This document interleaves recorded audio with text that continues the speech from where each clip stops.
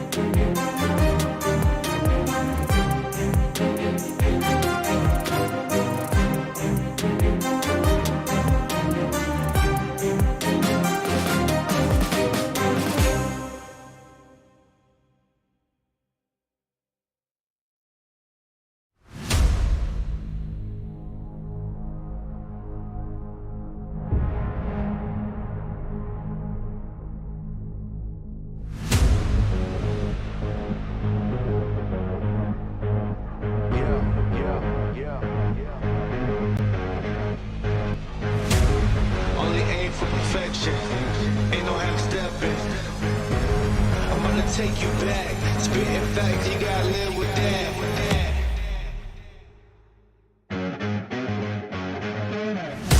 Who got it? Who want it? No problem. We mob it. Who got it? Who want it? No problem. We mob it. Raised in the belly of the beast. There were days where I barely had sleep, but I had to work more than competition. I can't live like the opposition. Living everything I dreamed of, doing everything you think of. The way I work, I'm on the brink of doing everything you dreamed of.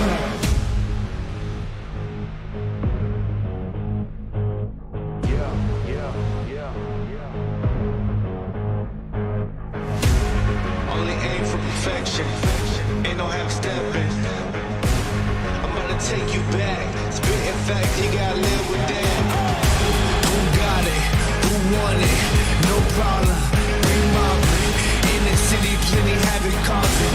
Do or die, it's either all or nothing. Best believe I'm leaving out with something. Anytime I got the crowd jumping, throwing reds, you know they fist pumping.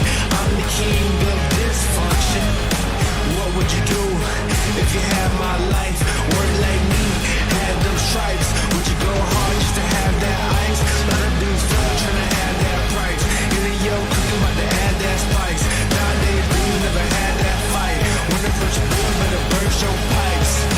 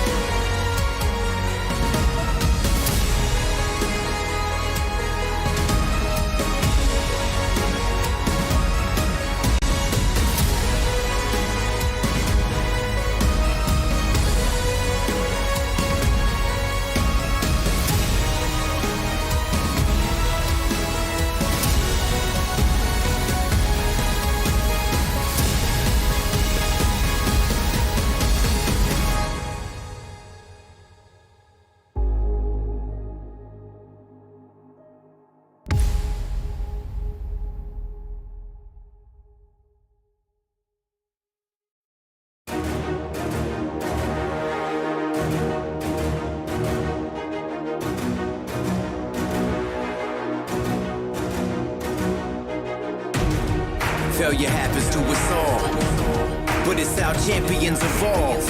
The only thing that matters from a loss is if you get back up when you fall. You gotta get up. Failure happens to us all, but this is how champions evolve. The only thing that matters from a loss is when you get back up when you fall. You better get up. You gotta get up. You gotta get up. I need you to get up. Get up. You witnessing a champ in the making, fueled by your passion for greatness. Yeah, but adversity and bad situations meet us in the middle of the paths that we taking. But it's what you do after that makes men. Will you quit or will you stand up and face it? Tell me, do you have what it takes to swing back when this life asks for the fade? Can you tell me you'll adapt to the change when the punch lands and it puts you flat on your face? After you wake, will you stand up and say, get mad, hit back, lit match to the flames? Failure happens to us all, but it's how champions evolve. The only thing that matters from a loss is if you get back up when you fall. You gotta get up. Failure happens to us all, but this is how champions evolve. The only thing that matters from a loss is when you get back up when you fall. You better get up. You gotta get up. You gotta get up. I need you to get up. Get up.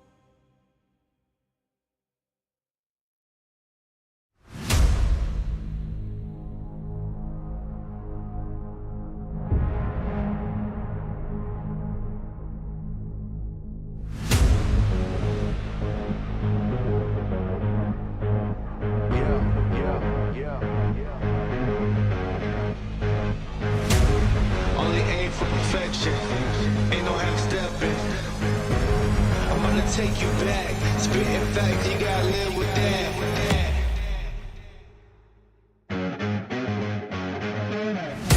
Who got it? Who want it? No problem. We mob it. Who got it? Who want it? No problem. We mob it. Belly of the beast. There were days where I barely had sleep, but I had to work more than competition. I can't live like the opposition. Living everything I dreamed of, doing everything you think of. The way I work, I'm on the brink of doing everything you dreamed of.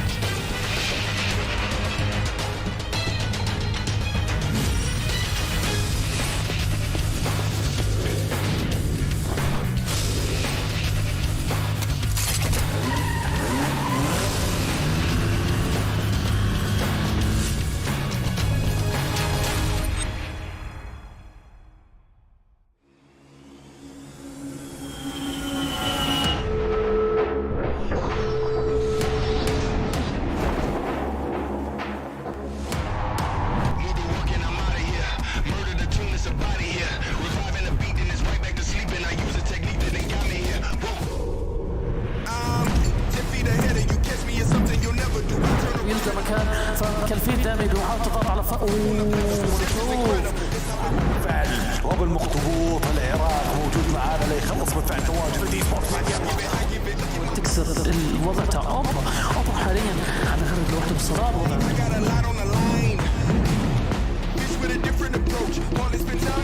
الليل لم يكن في مكان مناسب. سيكتور يا سيكتور يا سيكتور يا سيكتور.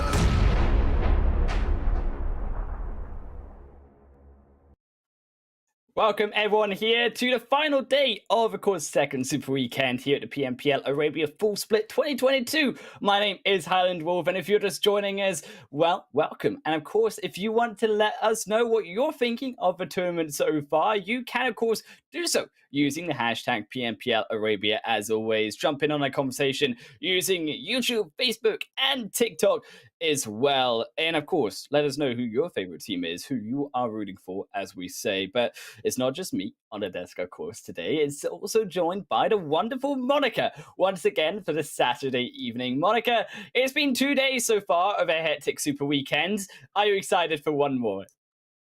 I am so excited. If you guys are just joining us now, we've been bringing you all the hype all weekend, and there's been quite a turn of events. We saw a glider being used for about 5 seconds yesterday. We saw some mishaps with car rotates as well. So let's hope they clean it up a little bit here, but definitely all of them going all out for this last day of this Super Weekend. No four-man car rotation today. Please, my heart can't take it. But what we do have is the format, of course, for the tournament overall, Monica. And starting us off, again, we are going to be in the Super Weekends with the top 16 teams this week, playing, again, another 5 matches for our final day of the week. Of course, they all came from those weekdays, but it's about where they progress, Monica, because the all accumulated points from this weekend, last weekend, and the next weekend coming will be then the qualification status for those finals. Yeah, having this kind of format, really being able to include so many more teams, just the 20 teams instead of just the classic 16. So even if you're watching yesterday and the day before, you're wondering, where are the other 4 teams? You keep seeing the same 16. They'll be back for the weekdays that will start actually in 2 days, where it kind of all resets. Those points, just those 2 days, are trying to qualify next week, which is the very last Super Weekend. Right, of course, we are in, of course, our top 16 teams, as we say. And it's not only going to be today, of course, that we have the action, Monica. We also have the rest of, well, now July, because we are, of course, in now the 2nd of July at the end of our second Super Weekend. Week 3 and Super Weekend 3 will be next week. Keep in mind, the crucial Wednesday still is a play day. Do not go anywhere, because it won't be Thursday. We're coming back at you. It's one day earlier. And then also a short break before the end of July. We have our crowning of the PMPL champion at the finals.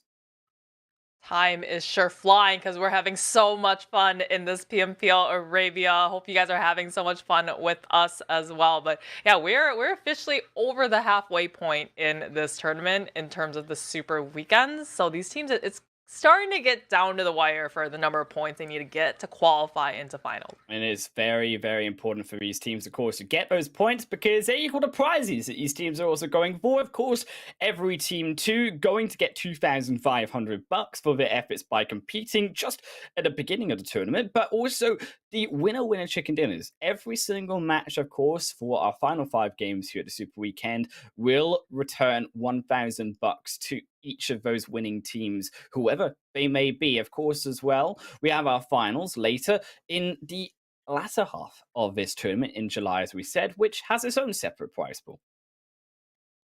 Every single chicken dinner this weekend as well, and the previous and next weekend's going to be $1,000 cash money. So I know some of the teams that did get multiple actually chicken dinners and all as well. It's going to be famously GEEKAY, you know, with 5 chicken dinners found so far in the super weekends, having $5,000 cash money. So that's just tallying, adding up, and that's just, you know, not included in that prize pool you see down below and the ones in the finals. Right, and I think the team that really is raking in the most money right now, Monica, has to be GEEKAY. So far, they've accumulated $5,000 out of their 5 wins in these super weekends, and they seem to be really an unstoppable force that no one can catch up to.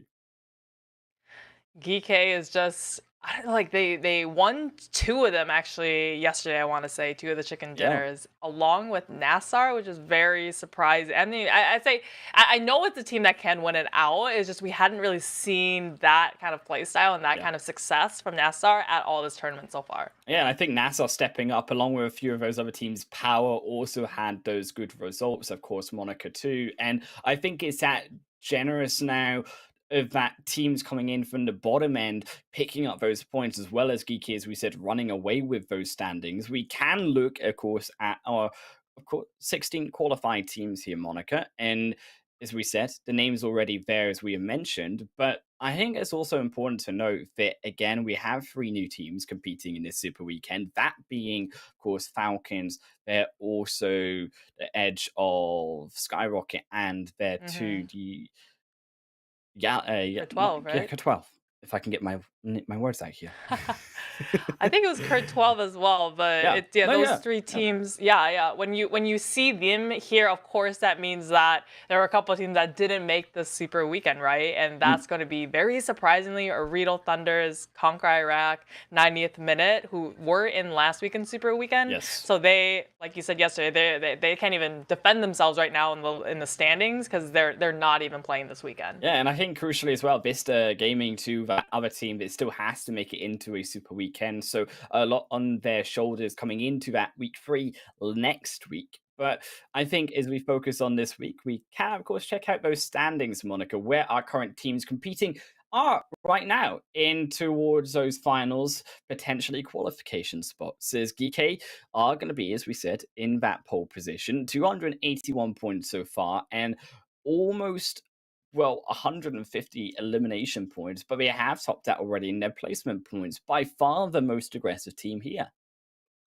The one thing I really want to see from NASR is, yes, they can close out those chicken dinners and get those wins, but each of their wins yesterday were kind of low in elimination points, right? It was very, if you guys remember from the last game yesterday, they were just on the opposite side of the circle from all of the teams in the lobby, and until the very end, and they kind of racked up the 9 eliminations that they found. The previous game that they won in Sanhok, it was only 5 eliminations with a chicken dinner. So they're having kind of low fragging powers with their chicken dinner, so maybe playing a little bit more aggressively like we saw from the likes of Major Pride, where it was just constant, just in the middle of the fight, in the middle of the fight, in the middle of the fight, and for multiple matches they're racking up 13 eliminations without even the chicken dinner. And NIGMA as well stepping up, I think, through this weekend alongside their Major Pride, now both making that 3rd and 4th position respectively. Twisted Minds yesterday not having a good performance have now dropped down to that 5th position too.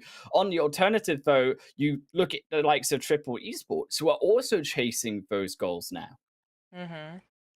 Twisted Minds, Triple Esports as we get to that kind of middle half, and they're really, they're not out of the picture yet. There is a 100-point difference between first and fifth place, but we still have today and next Super Weekend to get some more points as we take a look at the second half. Now, these are we're seeing a couple of those teams that we mentioned are not playing this weekend, Highland Wolf, so they may potentially be in danger of dropping even down past the 16-point today.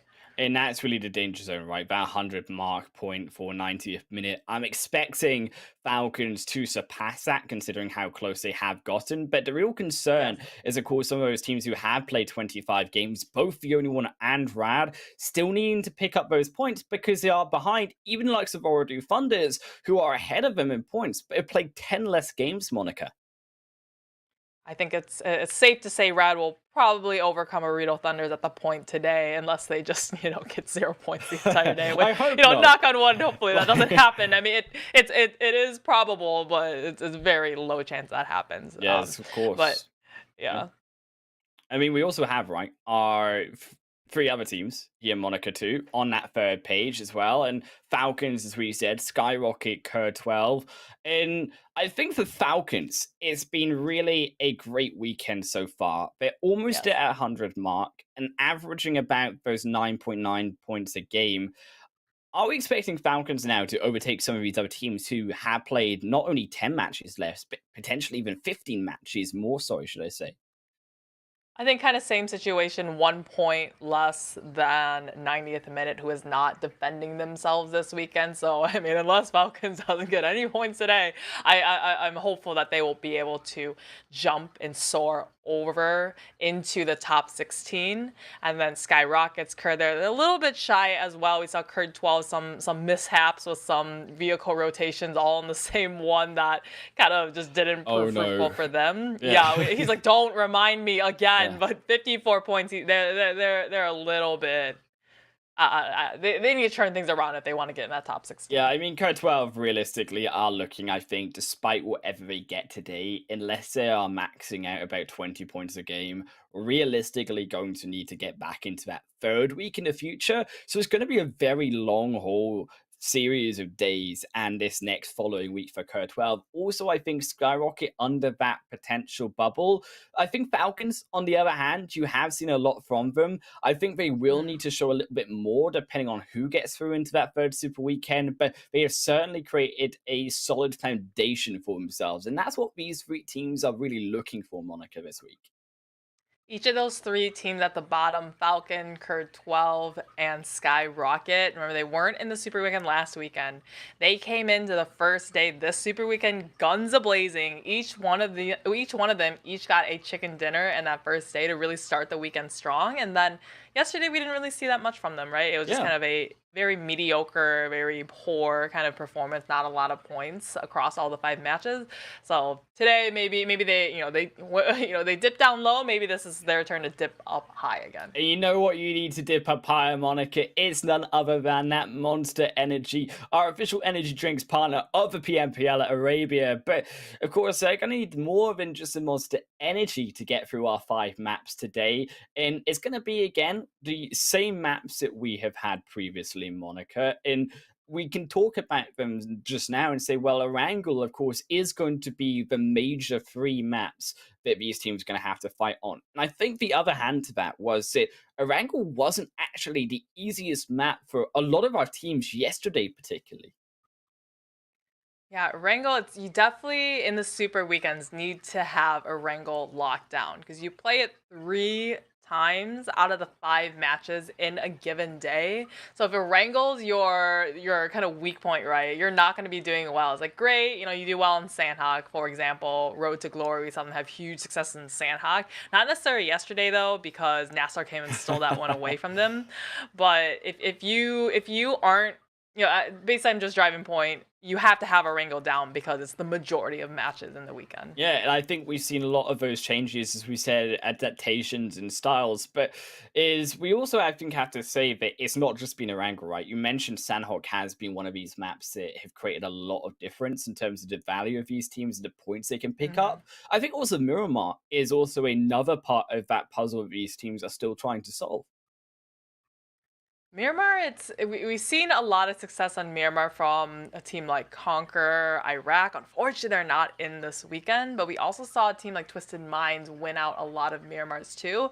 Somehow, it's just, I mean, that's the kind of beauty of a region that's very balanced, right? You're not just, oh my God, these three teams are constantly winning. They're just taking turns winning the matches, right? I've seen that in other regions that, we've, I think you as well have casted or have observed. And this one is just, man, it's just a lot of teams that can perform well. Yeah, as we said, a reminder of our map schedule here, Monica. It is, as we said, Erangel, Miramar, Sanhok that we talked about, all going to be these three maps played. Erangel, as we said, 3 times throughout the course of our Erangel sandwich tonight. And I think realistically, these teams are going to have to look hungry, particularly some, as we said, for those points. And I do want to dip back to some of those other teams, and before we get into that first Erangel match, and mention the likes of course, the only one, and also here, Rod, 2 of these teams that I think for me haven't looked the flashiest so far, most importantly. What is it that these teams, would you be saying, Monica, at least in your experience from what you've seen so far this weekend, would you say that they need to do? I'm seeing a lot of slower rotations from some of the central teams like NIGMA Galaxy, right? They land into the middles of Erangel, but they seem to kind of sit and wait and just overloot for 15 minutes. And then, so if you have a team landing in Pachica, if you look at other regions, they're usually loot for 5-6 minutes, find the vehicle spawns all around the city, and then just dive into the center. And that's kind of their play style, and that's what warrants dropping in a central position does.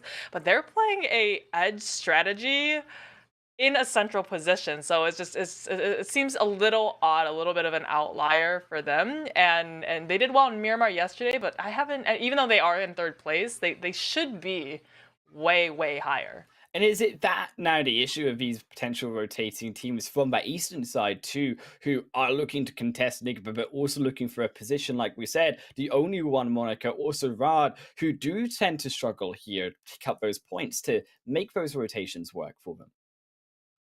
Yeah, we're having the ones on the edges are actually rotating faster than the ones in the center a little bit. So we're seeing some teams kind of rotate all the way around a team like NIGMA Galaxy or even NASR or GEEKAY landing into kind of the central parts of the map. GEEKAY, though, they're on something else, though. I was mentioning it yesterday. This is one of those teams that really has their strategy. They're not experimenting at all anymore. They're just obviously 5 chicken dinners, the most out of any team. They know how to play and they know how to close out matches. And of course, we are coming up to what will be our first game here, as we say, Monica. I think a lot of the pressure really riding on these teams, as we said, as we jump into that playing path for getting those points. Right now, it is the last 5 games, the opportunity of these teams to put themselves in a standing, put themselves in a position, Monica, where a 5-day straight week of games next week will be a little bit less stressful potentially.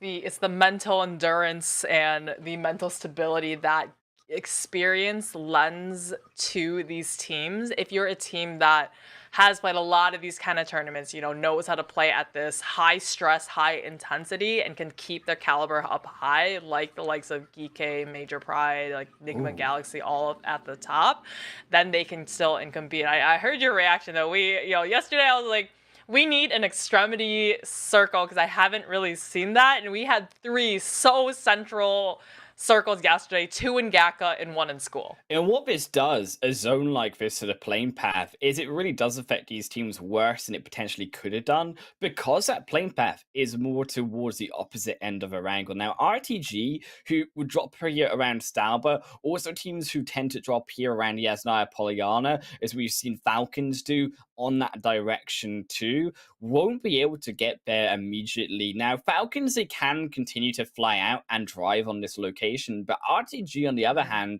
have opted for a different playstyle completely, and it's the first time here, Monica, that actually RTG, they're going to be dropping on this eastern coastline, which is something that we've not seen from this organization since last spring split.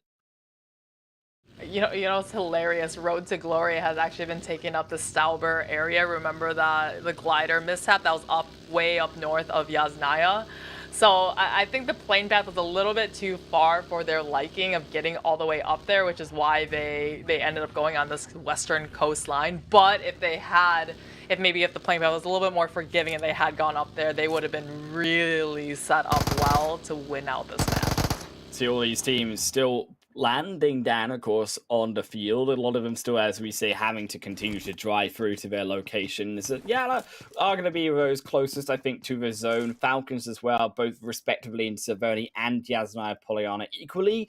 I think where these type of zones really do create a lot of change and potentially the way these teams will be rotating. I expect a lot, as we say, to rotate through that GEEKAY main point of Erangel itself. But then on the other hand, I would really love to see at this point some of those more northern rotations by teams. Now, RTG could do this and try to opt, as we see them already rotating to that Everest point, and maybe even utilize that George Paul Bridge in towards YALLA and make a quicker rotation on kind of those vehicles to load up, yes, on their road to Stalber Hill itself, but be able to get a quicker rotation there, meaning that we'll be more settled later by the time that first phase does end.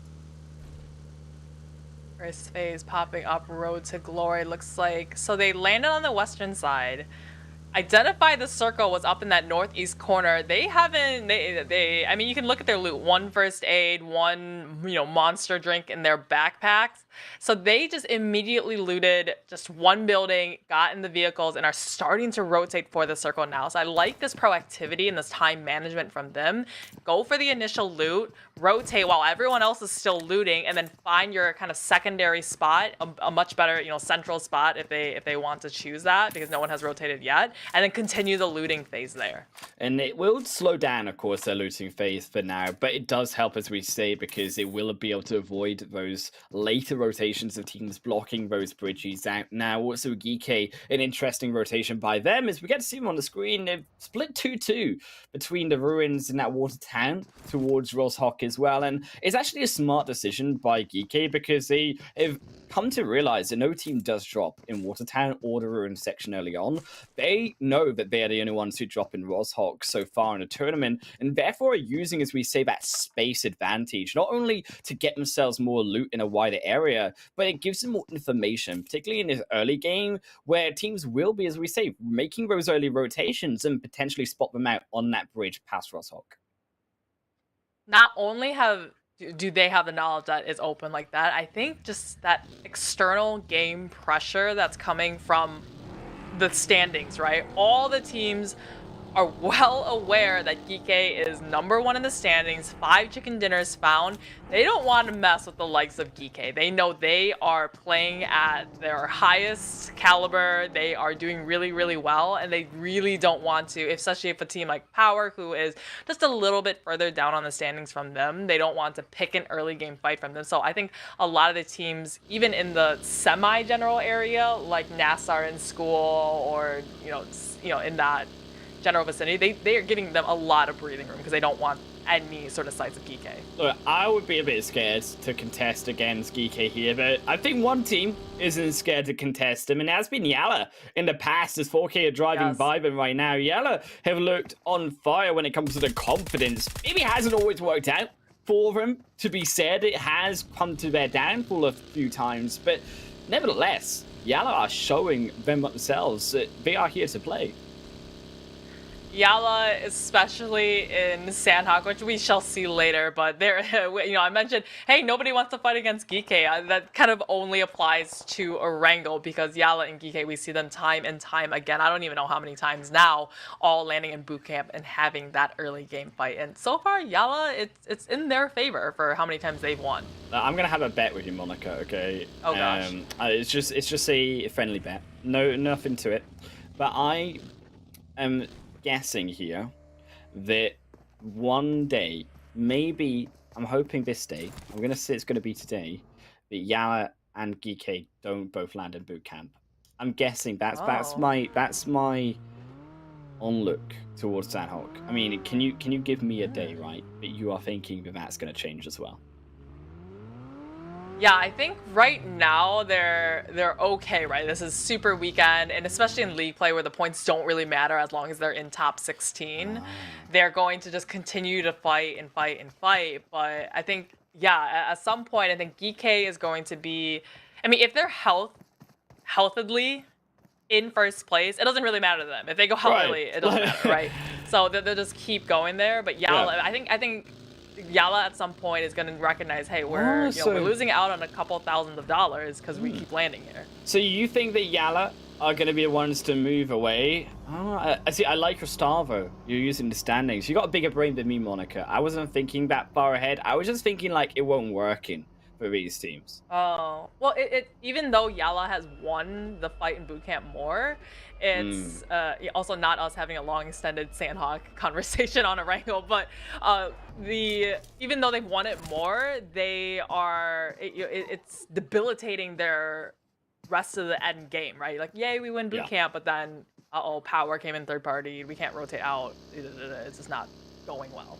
And this second phase, as we talk about those rotations, of course, into the game, Erangel going to be closing up to his next shift, and I'm curious to where it will go here. It could go for both those south and those kind of more northeastern locations. Will change up how these teams play, depending on which way it comes. A few of these teams still to rotate into that next shift, as it will go down towards that eastern end. And yes, Polyana going to be the center point of it, Monica. Falcons have a nice central position. They have the entire city that they've landed in. So Falcons, just relative to everyone else, has the most information of the central circle because they have huge sight lines all the way. It's open fields, right? All the way around. They know, like, hey, they probably identified Rad came out over. But over here, we have Kurd 12 driving past the Walmart warehouses as Rauf and NIGMA Galaxy. They've had some troubles with rotating this late and losing players off rotation. And I think realistically, it has been those rotations that have cost Kurd. I mean, we could talk about it yesterday, but I'm going to avoid it because I feel like my respect for Kurd is a little bit higher. I'm hoping, I have the confidence that they're going to be able to get there and have the success on the rotations. I mean, it's hard, I think, to come back from the confidence, regardless of the memes. To see a push, to see the way in which Kurd 12 played yesterday, something's definitely up with that organization and the players. I mean, I know Kurd can play better. We've seen Kurd play better. We've seen him take a chicken dinner, right, in the first day this weekend. Yes. So it's an interesting change to now see him struggle so much in that second day, but it's those beginning shots do begin to come out. YALLA are going to strike first blood. RTG going to be the first one to fall and lose a member completely. Is YALLA getting themselves up to one elimination, but it's only rotations, of course, as teams still beginning to settle in that phase 2. Road to Glory a little bit underlooted. Remember, they landed on that western coastline and were still caught on the rotate to try to get over here. Rad, though, found by NIGMA Galaxy, and that's going to be one elimination found for them. But going back, Road to Glory. Remember, it's been 10 minutes into the match. They've been rotating for about 5 minutes, right? And they only had that initial quick loot. So YALLA is set up much better than them, having had so much more time looting in Severny. And YALLA as well, finding potentially here another knockdown onto GEEKAY. Gaith will not be succumbed to the fire of YALLA Esports for now, but Satan is on their way through the rotation. YALLA also fairly split here as well. Keep in mind, Sanji, for them, still going to be knocked. They will make that revive occur, but 4K are looking in that direction. I'm wondering how 4K got all the way over here, because this is the team that usually lands in the Lipkovka area. I want to say they alternatively dropped over to the Zarki area. So, okay, now that makes sense. But I think 4K, Road to Glory are caught a little bit, I think out of place here, because this is an area that they're not too used to looting up and rotating through. YALLA will now strike down their second elimination. And it's smarter position for them to actually control this Stalber Hill. Just kind of split apart, looking for those rotations of teams, rotating on that wider path up towards the north side of the lake to Yasnaya Polyana. But it's this next zone shift. It really will determine a lot of where these teams are going to be going, because still is Stalber Hill, still there's the south side of Yasnaya available to these squads. Look how spread out Major Pride is, having Milky Way all the way on the southern side. Circle shifts down onto the fields. Okay, this is going to be hugging just the edges of Yasnaya, but we've seen this circle before, Highland Wolf, and it is all open. There's very minor, small compounds that these teams are definitely going to be fighting to take residence into. But lots of open fields, again, rocks and such. So if it keeps going into the open field, these teams need to keep their vehicles alive. They need to keep all their teammates alive as well and save their resources for the very end. I have a feeling a lot of these teams will want to avoid those kind of more center points of the zone now. POWR have a nice position coming in towards those Yasnaya Beryl Hills. It's going to be a little bit tricky to really navigate between from one side to the other. And you can see as those rotations begin to come out, SKYROCKET trying to push for their compound, but Kurt12 wanted the same one. It's a one-for-one trade for now, as only Hazemvo in the front lines almost gets blown into smithereens by Salam's nade. Salam steps up, will find a final shot into the back, but Salam will also fall down to the long range of NIGMA as they all look to fight. Oh man, that was a third. I mean, it was two bottom teams, Kurt12 versus SKYROCKET, committing to this fight, but the third parties from NIGMA Galaxy from one side and Triple Esports from the other. So it's just the central area where all these teams are so congested into. It's so hard to take these fights because everyone is looking at you as soon as the gunshots erupt. And SKYROCKET barely getting Salam in there, finally get a revive off, but Kurt12, they have absolute control over their position, and it will be difficult for, of course, SKYROCKET to come back out of that rotation, fire back onto our Rufus. NIGMA, as you said, are also on that third party, are looking to come in, and it's crucial that SKYROCKET keep their position for now. A push by NIGMA at this point would be dire for the rest of the SKYROCKET crew. I think it was a little bit too optimistic split from Kurt12, especially with the circle shifting onto this area, because clearly there's not a whole lot of compound and spaces to take, so somebody's going to be looking at that compound as well. Twisted Minds, though, they need to have a bigger performance to win this compound fight, with Major Pride still looking for some way to enter the circle. Twisted Mind so very comfortably in a position of control. The edge of the zone finds down Yan as well. And Major Pride, all too understanding of Twisted Mind's positions, will just circumvent them completely and go into the blue for a second, dip back out, says no, they cannot take that fight. But YALLA will be the first to fall, and that's surprising considering they were the ones picking off players. It seems that all of them have been picked off themselves. A 16th position with only 2 eliminations is still Twisted. Continue to look for that control as this POWR looking next to the compounds. Yeah, I'm trying to figure out what happened to YALLA, because they were looking so very strong on that northern side. And for them to go out in 16th position, it's how the tables have turned not in the favor of YALLA. So they're going to be the first ones back in lobby and trying to regroup. But Circle, it does fling itself over that northwestern side, Highland Wolf, and it's going to be all open fields on that end. And a lot of that northwestern side, Monica, is completely just diabolical terrain for these teams to have to contest with, and you see all going into the barrel holes, but Twisted Minds work quicker to the rotation and will strike down NASR. 2 punishes through very quick and clean, but Twisted, they have to lay down the groundwork now because every other team will continue to be looking on these positions too. Twisted Minds just rotating much faster than NASR. Looks like they're Twisted Minds, though. We're taking another POV onto this fight between the two, trading out knocks on either end, as Major Pride going for the flush on Ragnarok. So if you want to take a player and really debilitate Twisted Minds, that's the player to definitely do it on. We're still looking strong. Got to remember as well, 5 eliminations here for NIGMA Galaxy, who we haven't seen all game, but they seem to be making work and quick work of it. There's still more of those teams, as we argue, are going to be continuing to come down onto those barrel hills, and Twisted Minds taking up one, Radar on the other, and there's not that much space now for more teams to come in. A third team would create that conflict that would upset a lot of the positions overall, and you are now looking at more of those edge positions, Monica, who teams such as GEEKAY, such as NIGMA, who don't have to worry about those barrel holes because they've got those high hills on the east, which are much more valuable of a position. Oh, we have Major Pride just playing fast and furious and driving right into the midst of Road to Glory, going for the flushes. However, there's one still left alive and quickly trying to get the first aid. Real sneaky incognito, trying to get his health as high as possible, but was found out on the backhand side from Triple Esports. And it's an unfortunate position by RTG as well, who Monica have not had really that great a day yesterday. But Major Pride, they seem to be on form once more for their first game, and they get away with it completely from the side of Triple Esports. And it's a smart decision, a rotation away from that fight. They do lose Milky Way in the back, but they should be able to find a revive. And Triple, they can't even contest because they also need to make sure they have a more central location into this zone, because their current space is very vulnerable to those Eastern teams, as we said, who could potentially be rotating in the future on that phase 4 to phase 5 mark.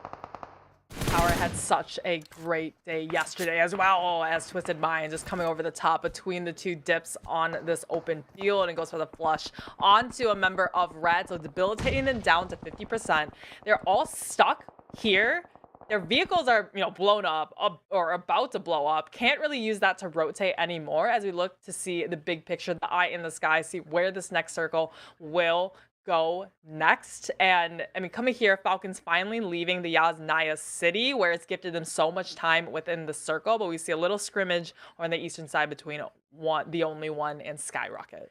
Phase 5 about to hit the fastest point of the first game, and Falcons again get the control of that zone, but it's gonna be so difficult for them to control it. They have the compound, they have a slight hillside to their own, but as you can see, a lot of the teams will be on looking past them now. That roadside, though, on the east, gonna be a lot of a problem of those eastern rotating teams, because it doesn't actually buy a lot of space on the latter end of that roadside, but Twisted Minds on that more westerly end of the school, sending it in back to their demise as Rod very swiftly put them out.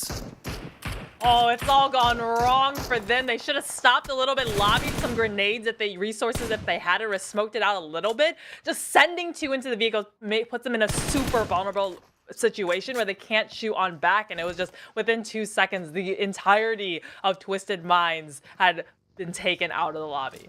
And Major Pride now on their own rotation. POWR, of course, are behind them. They need to be swift about picking those extra vehicles up. Everyone's on the move. Everyone's mobilized. It's NIGMA 2 going for the 2-2 split versus Kurt versus Triple. But it's a slower approach by them. They know that they cannot be hasty with a rotation like this, because so much attention will be drawn onto them. Losing already one of their members, Freak, down to the 4K crew. Unfortunately for Pride, they're on the downhill slope from the likes of POWR, and they still need to rotate into the circle. And it's going to be all the pain coming from POWR from up top. It's going to be only Frozen left up onto his feet. Can he survive a little bit longer, as POWR going for the rotate right around him, but leaving him out in the blue trying to met up. They left that rotation way too late, Monica, but POWR might have failed for the same problem here, as they are going full into the zone and attracting the attention of every team around them. They bravely stop. Is this a position that you can stop in? It's wide open. There's under the grass to protect them.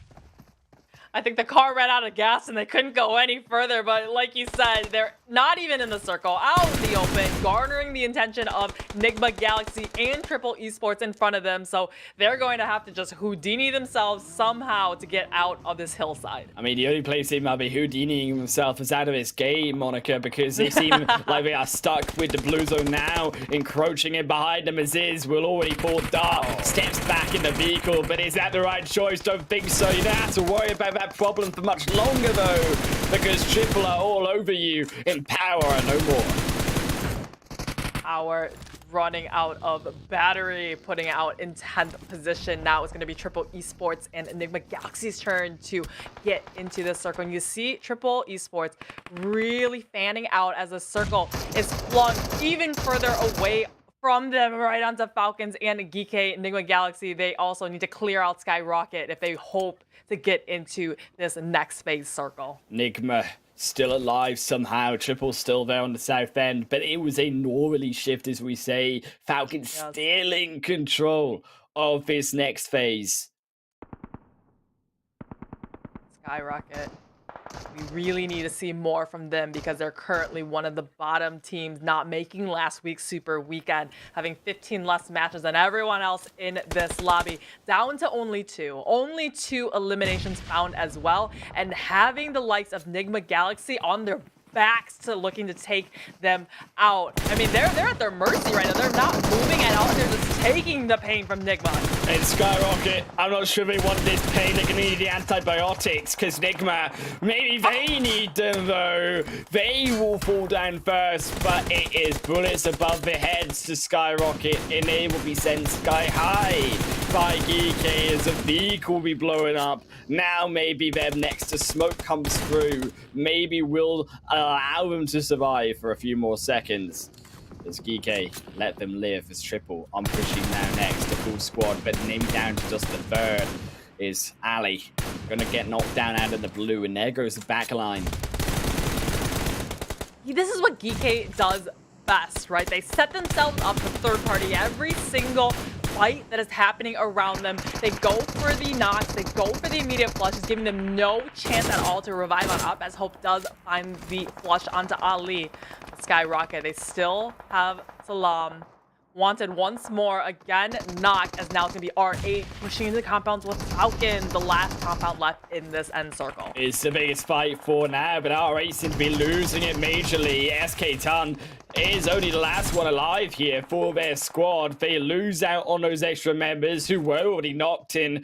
SK trying to now revive Bandar, potentially trying to find a position round in the fight as Bandar stepping in towards SK-Ton. And this is because of that fight, allowing GEEKAY to continue that pressure on the main open road itself, continuing to push on Triple. Uraz will now fall, and GEEKAY racking up those eliminations.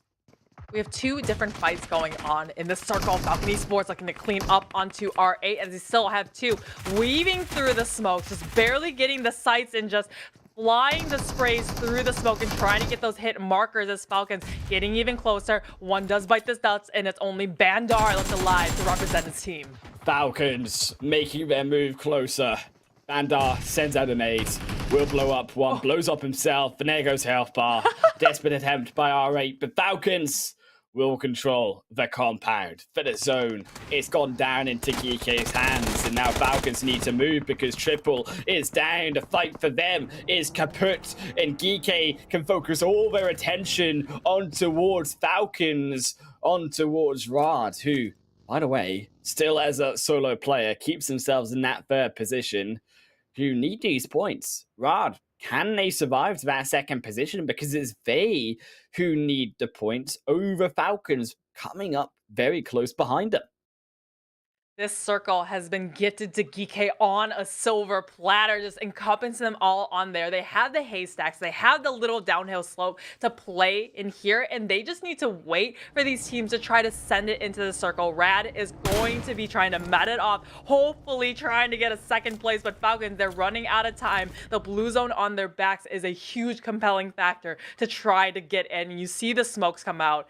They're going to have to make their move soon. Desha trying to heal in the blue. Falcons, they make their move. It's a bold move indeed. Falcons, Yusuf as well on the back end as the blue will engulf them, trying to keep an eye out on the high ground, using what they can for GEEKAY, but they found Yusuf, of course, very open on that rooftop as well, and Muhammad striking them back behind, closer into the blue.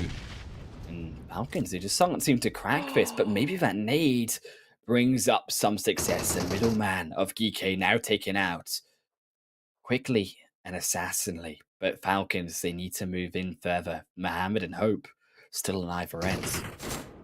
Falcons, they have the man advantage now, especially going for the flush onto Satan. They know it is going to be GEEKAY now, getting that confirmation in the kill feed as Rad, he's out of first days. He could come and play spoiler over here. He's looking for anyone that he can, and he does find it, quickly go for it, but is eliminated. So now we're down to a 2 versus 2, really just playing into the favor of GEEKAY and getting the numbers even now. But that's a big knock onto Yusuf, brings it down to a 2-on-2. So Falcons lose the advantage that they had, and they've already, keep in mind, given their position away slightly with those shots that they took onto Satan. So GEEKAY have a vague idea of where they may be. as a result, have to now lay down the smokes, making it, yes, even more obvious that their position is here, but it's a very risky revive. 28 minutes trying to bring up their third man. In GEEKAY, they are painting a picture of the positions. If only GEEKAY had some grenades to lobby into that smoke, because it's a dead giveaway that somebody's there. I've seen teams that throw the smokes even further from them while they revive in the open, just to give that little bait to not make it obvious of where they're reviving. Hope he has that last surprise hardcover of the crate landing here, replenish himself. The level 3 is going to be really set up as they start to inch closer and closer to Falcons. And Never Alone, Crucial is trying to bait out those shots of GEEKAY, trying to see if they can go through the smoke, but too late, too little. It's Falcons. They saw the GEEKAY member, but they ate up the zone too much. Yusuf will try to return the fire in, but Mohammed doesn't even go down, and Hope is free range to fire to exactly what Falcons wanted the GEEKAY members to do. But now it's down to the 1-on-2. Mohammed will go down. 1-on-1 won't be enough. It's GEEKAY. Use a position, get the chicken dinner, and it's their 6th win of the Super Weekend so far. Monica, they are looking so good. So good indeed. Their 6th chicken dinner of all the Super Weekends. Falcons, they went down. I mean, they didn't go down without a fight, right? They had knocking members of GEEKAY. It was unfortunate. I think if that lone member of Rad hadn't knocked one of the members of Falcon, it would have maybe still played in their favor, because that player, they got revived, but never really was able to recover and heal all the way up. And then GEEKAY was able to just, even as a 2-man, take out the 3 members of Falcon. And I like what Falcons were trying to do. Actually, we noted that a smoke could have been an issue for them as we check out those match rankings. But actually, for Falcons, they were using Never Alone on that flank side, Monica, to say, well, if you're going to shoot into the smoke, then you give the noise cues away of your location, and Never Alone is there on the flank to be able to shoot you down. But GEEKAY were very patient, and that's what rewarded them there with that chicken dinner and 30 points, 15 eliminations. And as you said yourself, it just seems to be that every game they're in the right position to make those final few eliminations at the end. GEEKAY, they put themselves in a corner, but in a good way, in terms of they found that little ridge on the edges of the field to the point where there is nobody that could harass them from their position unless they were way out into the blues, right? Coming from Yasnaya, Falcons did not have any sort of visualization from them, and even the teams on the southern side, like I want to say it was SKYROCKET, like NIGMA Galaxy, also could not see them as well. So they were just sitting nice and pretty and just third partying and taking the fights. And they just came over the top where they knew the field was completely open. And wow, what a way to start the day off with 15 eliminations. It is really big, though, for Falcons, for Triple, for Rad, who all needed those points as well on the bottom half of the standings. Triple more so getting themselves even higher now on that first page. But as we do check out those next page of the standings from this first match, it is going to be a few of those teams who need a bit more to show. Is RTG the only one at the bottom of that leaderboard? I'm still trying to figure out what happened to YALLA. They were eliminated by NIGMA Galaxy, who, great for NIGMA Galaxy, who ended up with 10 eliminations because of this. But they, even, I'm not sure. We were just highlighting them of how they were doing so well and being so aggressive. And then they go out and, you know, whatever placement it was and only getting 2 points. No, I mean, for sure, it's a rotation, right? I think coming down, maybe NIGMA just caught them on a border rotation. It's something we didn't get on camera, but that's the best guess that we can give. I think also for K12, it is another disappointing game, though, on the glass half empty side look of this match. Is they really needed these points to get them off on a strong standing. They are in that 19th position, Monica. What is it now that Kurd can do to try raise themselves in a better position for next week? I think it's just they were a little bit too split up in the kind of early mid game there, where clearly this kind of open fields area right to the north of Shelter, there's not a whole lot of compounds, and having 2 from the warehouses and 2 in that compound a little bit further away, it was just the people from the warehouse can't really help the ones in the compound because of the wall, because of the buildings and such. So they were left to play a 2 versus 4, I think, of the entire team crashing up onto them.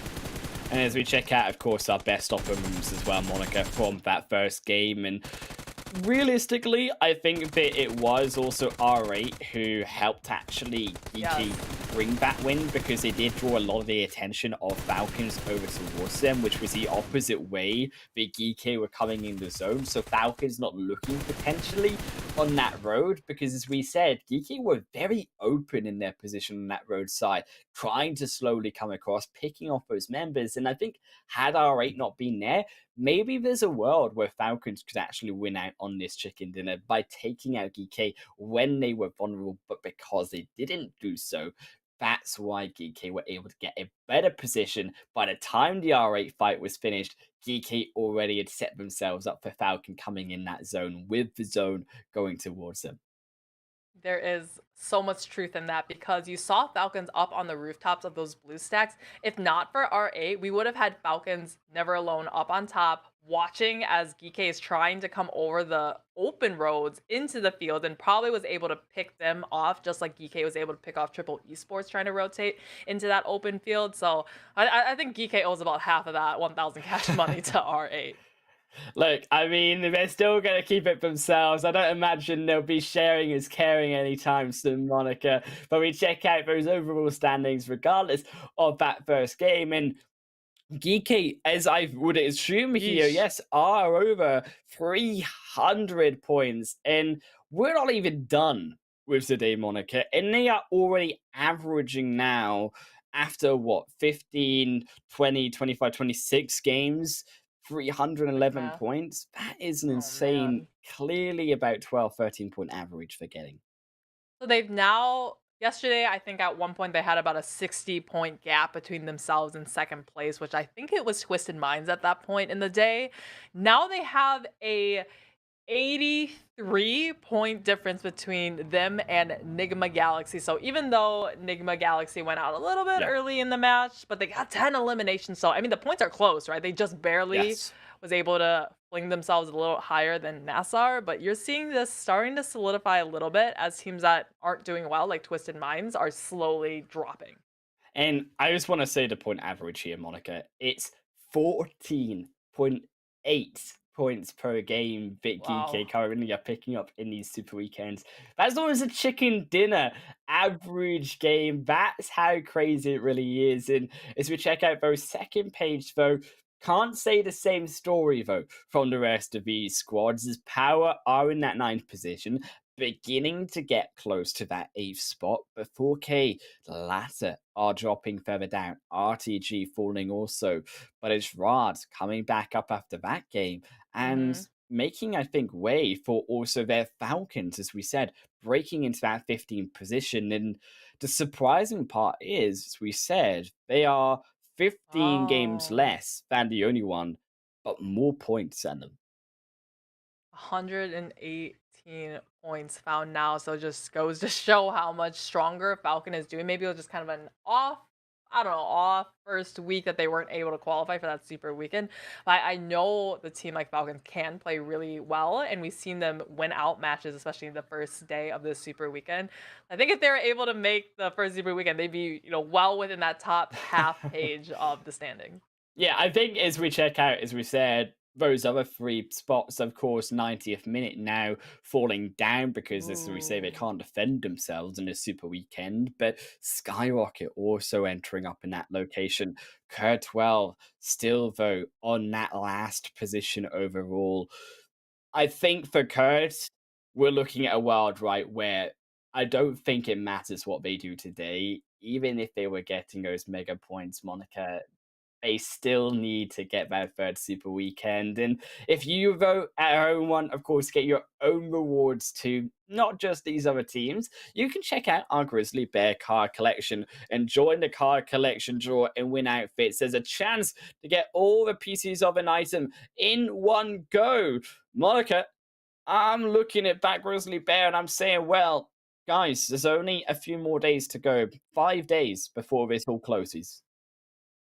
just a couple more days. So get it while you can. This would be a perfect outfit, by the way, to wear into our next match, which is going to be Mirror, because all the Browns are going to just run straight into the sand and no one's going to be able to see you. Look, I feel like that's such a strategy, and I feel like teams sometimes feel like they need to do this. I am also concerned by some of these teams on the offhand, and I just want to meme about here with what we had, the old Egyptian update, you remember, with the pyramids, and how they have that Yes. scarab The backpack. floating pyramids. You know Yeah. how the scarab backpack like reflects the sunlight? Does that not like give away the position? Like, I feel like it's such like I think a so. bait. It's so cool, but I feel like every time I look at it, like the sun is beaming back like their position, and I just wonder if Blinding you. teams can see that.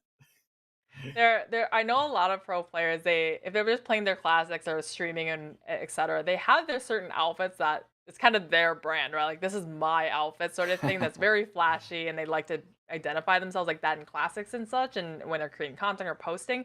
When you get into the lobby like this, you definitely don't want that to happen, because there's that vague information, that extra layer of incognito-ness for the team. So if you knock somebody, you're not going to know, is this 4K, is this GEEKAY, etc. So a lot of times the pro players, they pick a more just very bland outfit. Yes. So if another team sees you, like, I have no idea who this is, because they're wearing just a plain old black outfit, right? Right, and indeed, when you see, I think, of course, all of these teams wearing the same outfit, of course, trying to represent the standard PMPL or whatever competition it may be of that season, that also, as you say, makes it harder, because these teams don't really know kind of what they are going to be shooting at in terms of the player that they're looking for. As we are, regardless, going to be seeing a playing path that goes up to the north side here, Monica, for these teams, and it does actually affect, I think, a couple of these teams down below, such as Valdemar, who some of those squads, as we say, making those lower based rotations, going to struggle once more. I gotta remind you guys, we have the Highland Wolf curse, where the circle seems to always fling itself to Liz. He's like, stop! Please. He's like, stop reminding everybody of the curses and the car mishaps. And he's like, Like, I'm nervous. I just feel like the teams just, I don't know if they're sick of it or if they're like too used to it now. Like, I mean, it's there. It's just kind of hard to like also first phase, like side note, avoid Los Leones as a whole. Like, maybe you get those hard shifts, right? But Los Leones is always going to kind of be there for the first phase for the most part, just because it's geographical location on Miramar itself. You know who isn't there is we tend to see the only one landing in Los Leones. Oh yeah. I think they heard you and they were thinking, they this know. is where this. Yes, they know this potentially could not be there, but they're hugging that eastern side that looks like it was. They are actually in fact going to Los Leones. So I spoke a little too soon. I didn't see them right in the city, but I think the plane was just not quite there in the vehicle. Yeah, I was like, I thought they didn't want any more of this. Remember they've had so much action on those red hill mountaintops just to the north of Los Leones between them and NASR. I thought they just didn't want any more of that, but they're glutton for punishment. I just feel like we're watching him and just like ringing the bell, just saying shame, shame, shame. Shame. Well, nobody's naked here, hopefully, unless they're disrobing in there. But like, keep it PG, guys. Like. Is this PUBG Mobile that we're still talking about? Yes. Or what's going on? Better be. Well, I hope they're playing the right game, because they got a game to play. It's Miramar, baby, in GEEKAY down in Picardo here in the middle of that zone. Now, GEEKAY have changed their location. Unfortunately, only going to be playing with 3 players, so it is going to naturally, I think, affect them again here.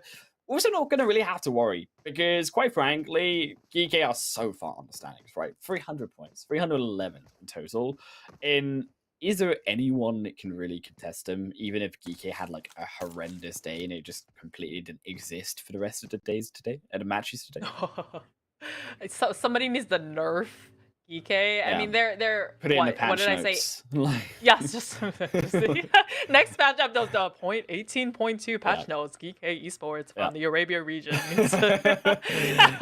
But what did I say? 83 points ahead. Yes. We've seen teams that can't even get 83 points in all 5 matches. So I think you know, I mean, it's not gonna happen, but like if they weren't even gonna play the rest of the matches today, I think they would still be in first place ahead of everyone. I mean, we sort of saw this from R8 actually last season. And R8, if I go back to their overall standings, I think they got to about that 500 point mark. They were kind of encroaching on 600 points by the end of all their Super Weekends. It really was a ridiculous number. I also think, on the other hand, though, that you have to look at those final standings. And as great as GEEKAY look right now, and as great as I assume they will continue to look, we also have to keep this up. Because they are showing a lot. They are, of course, getting those points. They're getting that money in their pockets. But by giving away their strategies, is that worth it when it comes to the finals, when teams play at their 150%? Yeah. We've seen some teams, I mean, they like to, you know, gatekeep teams out of the circle, but also gatekeep their own strategies. For example, I'll give you one specific example. We have teams that maybe in Miramar or so, they're aware of, I'll just give an example here. Say Curd 12, right? They always rotate this way down the roadside, and maybe another team nearby, say SKYROCKET, who is just above them in the standings, is well aware of this type of rotation. Oh, there's your glider. There's your glider. Yes. I just had to point it out. But and maybe they're well aware of this rotation. Maybe they're not going to camp them on this road now and save that for maybe finals where the points really, really matter and they need to mop up as many points as possible. Maybe wait until the finals to finally gatekeep this road and annihilate all four of them in one fell swoop and get those points then. And don't do it too early, because then they're not going to rotate down this road anymore. And you know what I've not seen? I've not seen people like shoot from the glider. I'm just saying, like, it should be a thing that people should be able to shoot from the air in the glider. I mean, that would make it work. No. I mean, you hear me out. Strategies, Monica. Better than that, because I mean, RTG, it needs a glider get over his mountainside, because it ain't working that well. The boldness of this team to still get back in this buggy as it flipped over down the hillside and is smoking right now. I would. They're lining themselves up. They're ready. I wouldn't come within 10 feet of this thing, because, oh my god, it's still going for animal. This could be so disastrous. Oh no. Would it be funny if they hit like a box there and then it just blew up in their face and RTG lose two members? That would not be so good. That would be a pretty yikes moment. Just spontaneous combustion that would make its way into the highlight clips for sure at the end of this match. I feel like a side note that like all the people who are behind the cinematography just are so great at capturing those moments. I don't know if they like always just know it's gonna happen, but especially in PMGC last year, it was so savage. Like the rubber chickens just always seemed to catch people crashing their cars at the highest level, mind you, in the global stage. I really like it when they come into a building, you know, the spectator that goes through like the window of, you know, like panning of the overall views. It only happens early game, right? When we're just kind of showing off the map. But yes, shout out to the spectators who give us glorious spectating. Always remembered, never forgotten, and always respected is all of these teams. Still continuing to move further on into that zone as phase 1 is beginning to have these teams centralized. NASR will find out YALLA and will give us what will be our second blood of the game for now, is we'll pick up their one elimination, maybe even looking on to triple. They spy one team after their next on this location and say, well, Los Leones in towards La Bendita, we may have a wide split, but we'll make it work. What just happened? It was NASR. This is the NASR. This is currently the NASR that won the last two matches yesterday, right? They're finally showing up. They eliminated one member of YALLA that crashed up onto him, and without missing a beat, saw triple esports and got a far distant knock as well, an immediate flush. So NASR already 2 eliminations found, and it was just such whiplash, right? We saw the Tranquil rotating from YALLA for all of a sudden gunshots and getting eliminated. NASR gonna blow up that vehicle as well, not gonna risk, of course, the shots coming through from YALLA, and we'll use that as that blockade for that forward position past the compound to keep an eye on them, as YALLA will circumvent themselves back. All 3 players, of course, losing, as we said, Bomper to NASR just shortly before. Phase 2 also going to close up though, Monica, and it could prove a big difference, because right now we're not really decided where we're going to be going. Yeah, I feel like no one really knows where the circle is going to go. You think it's going to go one way, and then the game just, you know, reverse Uno cards you and goes somewhere else in its entirety. Yeah, every single time. But a lot of these teams, they are committing in that central position, as we see just that La Benita, those small, sparse compounds all spread out. Nobody really on that southern side at all. So if it shifts down that way, we're gonna have quite the journey up. But if it goes, oh, I was gonna say, if now that it's gone a little bit more to the east, there's still some more room on the eastern side, and maybe a team like SKYROCKET that is still on their way rotating is going to identify this and wide rotate all the way on the eastern side. There's a lot of high ground positions that are in use potentially by these teams that could prove useful now. I actually think that SKYROCKET, when we talk about this team coming down from the north side, POWR actually leaving a very powerful position on Junkyard Hill. It is further away, but a team like SKYROCKET, who are further away from that zone itself, can use those high ground hills. Also, keep in mind, Graveyard is still very much available to that zone. So teams such as R8 currently there, I expect them to continue to stay there in this second phase because there's no real need to move. We aren't still really decided whether we're going to go down to the side of Zone Parlor, stay down in Los Leones, or come back towards those North Hills itself. So for now, keeping a compound under lockdown and under your own information is probably the best idea a team can do right now. The only one always seems to be running, right? I very rarely see the only one engaging onto a fight with another team. Granted, they had two down into that warehouse compound. The entirety of Road to Glory came up onto them. So, I mean, strategic from them that they're just able to quickly come on here it back. Is. Oh, here. Oh, wait. Oh, it's so hard to rotate in Miramar. Yeah, it's like nothing even happened except it's like we're just going to roast this guy, put him on blast. So you know how I said, like, with the cinematographers and the vehicles, like, I kind of expected it was going to be something bad. I was actually quite pleasantly surprised it was just a straight landing. That was really anticlimactic. I was really almost disappointed. Is this gonna is it going to explode? Like, what is the purpose of watching it? No, we're just gonna put this guy on blast, caught in 4K, falling off the mountain.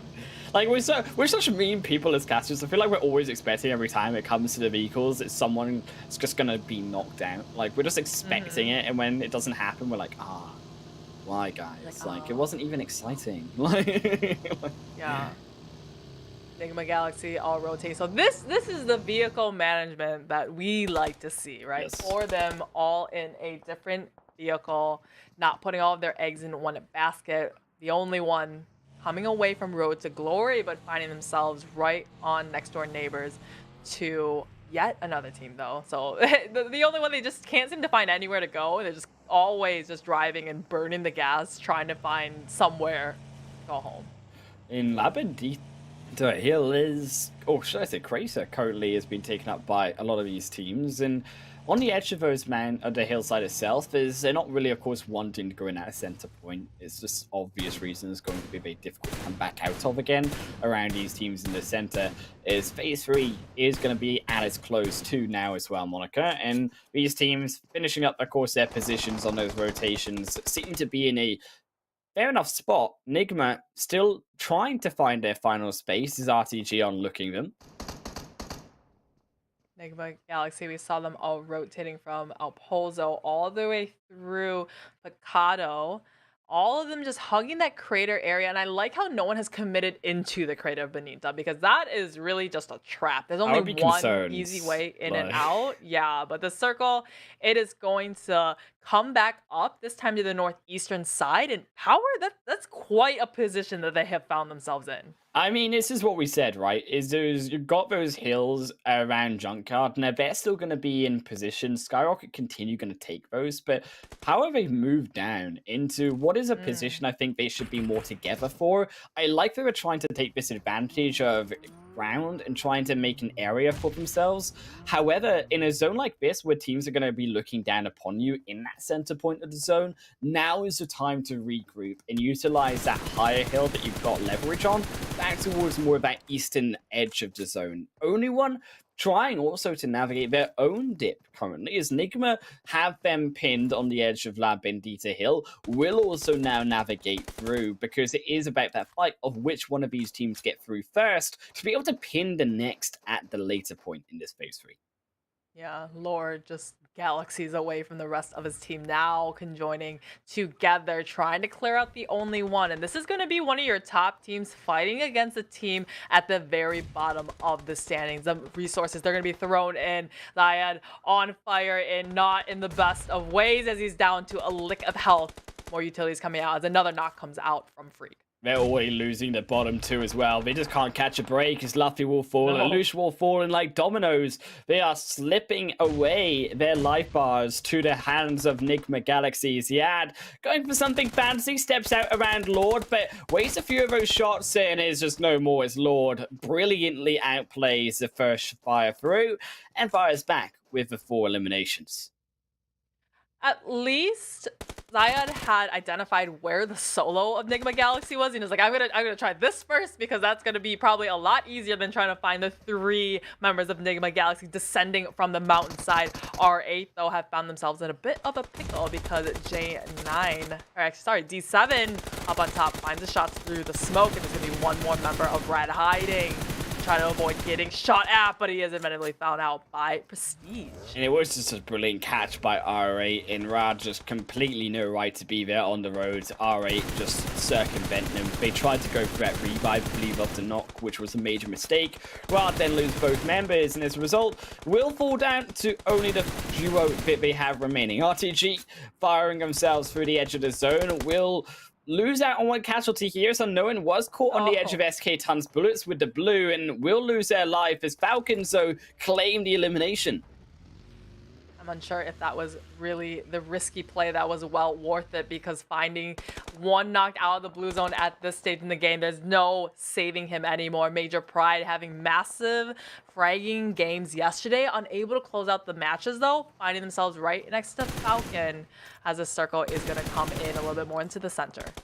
And Major Pride still their own position on this northern flank, and RTG caught out, and it was really a battle there between Falcons and Major, but somehow RTG got caught in the middle of it, and they will find themselves out of the game as swiftly as that. And Major Pride, now without RTG there, looking for the reposition, a bold rotation by Frozen, gets it off for the meantime, even will find a knockdown onto Damar with the help of Nomi, and that is disaster for Falcons, as they really needed to stop that rotation flank.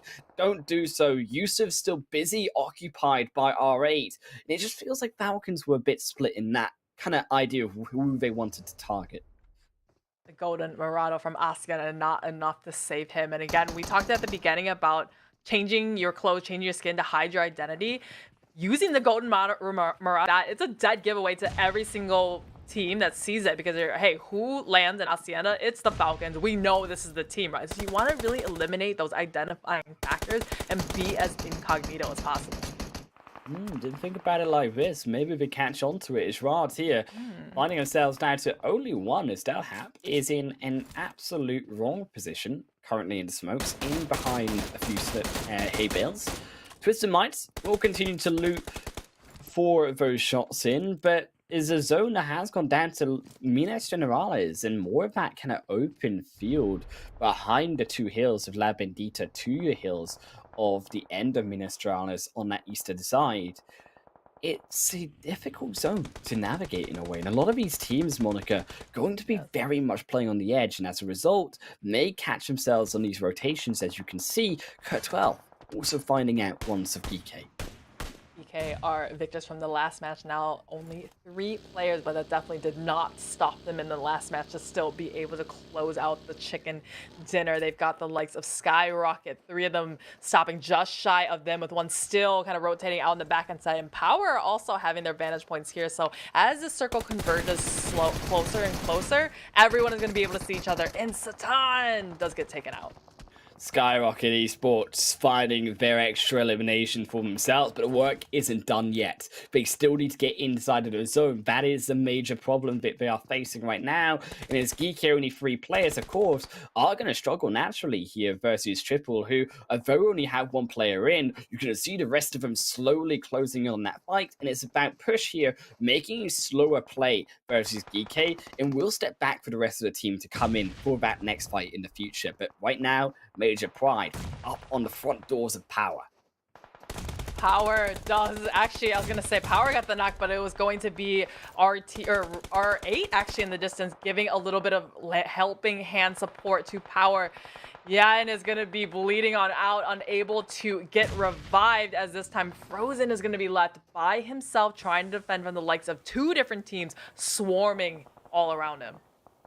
Power trying desperately on the end to keep them all at bay, have a fantastic position, but they need to continue to hold it. They need a bit more of that hillside under their control, because allowing now R8, allowing Major to have that control on the edge, forcing Aziz now back too, makes it on the retreat and makes the play back in the hands of Pride, of R8 to push further in. As a result though, the next phase shift, as you can see, has gone a very heavy shift up to the north side and will not favor those teams still fighting through La Bendita, as it is going to be those hills really come into control. Power could even step back further, allow R8 and Major just to catch themselves. I'm loving this quick, minor disengagement from Power coming down into the compound to get in the circle, because they know that Major, Pride, and R8 were, third-partying each other on this side. Where they're saying, hey, we're going to let you, work things out, and whoever's still alive in shambles, we're going to pick you guys off and collect those on those eliminations. So Pride and R, we saw some counters go back and forth. Looks like now Pride is trying to get out of this just like Power did and come over on the left-hand side of the hill this time. Major, Pride, repositioning. Keep in mind, Power are still here. Do not forget about them as much as they are retreating. The zone as well, forcing, as we said, those teams on the east. Twisted Mind, still YALLA, still NIGMA coming across. And YALLA, in their own fight, will potentially lose members here versus NIGMA, but it's that front line that really is a problem. And Major, they make a big move in, but they lose 2 already. Aziz on that perfect position and down to only Frozen for the meanwhile. Oh, the major consequences of going for a push like that onto the buggy triple esports. So they've now come in where the duo of GEEKAY is at. They've lost 2 players already against the 3 players actually of triple esports.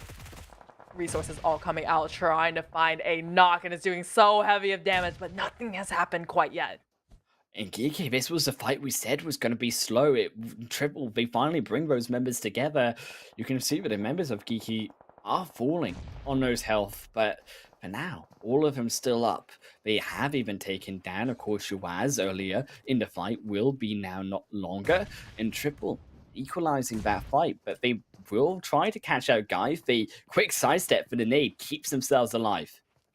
Even as only a duo, remember, this is your team that is flying high on confidence, super strong.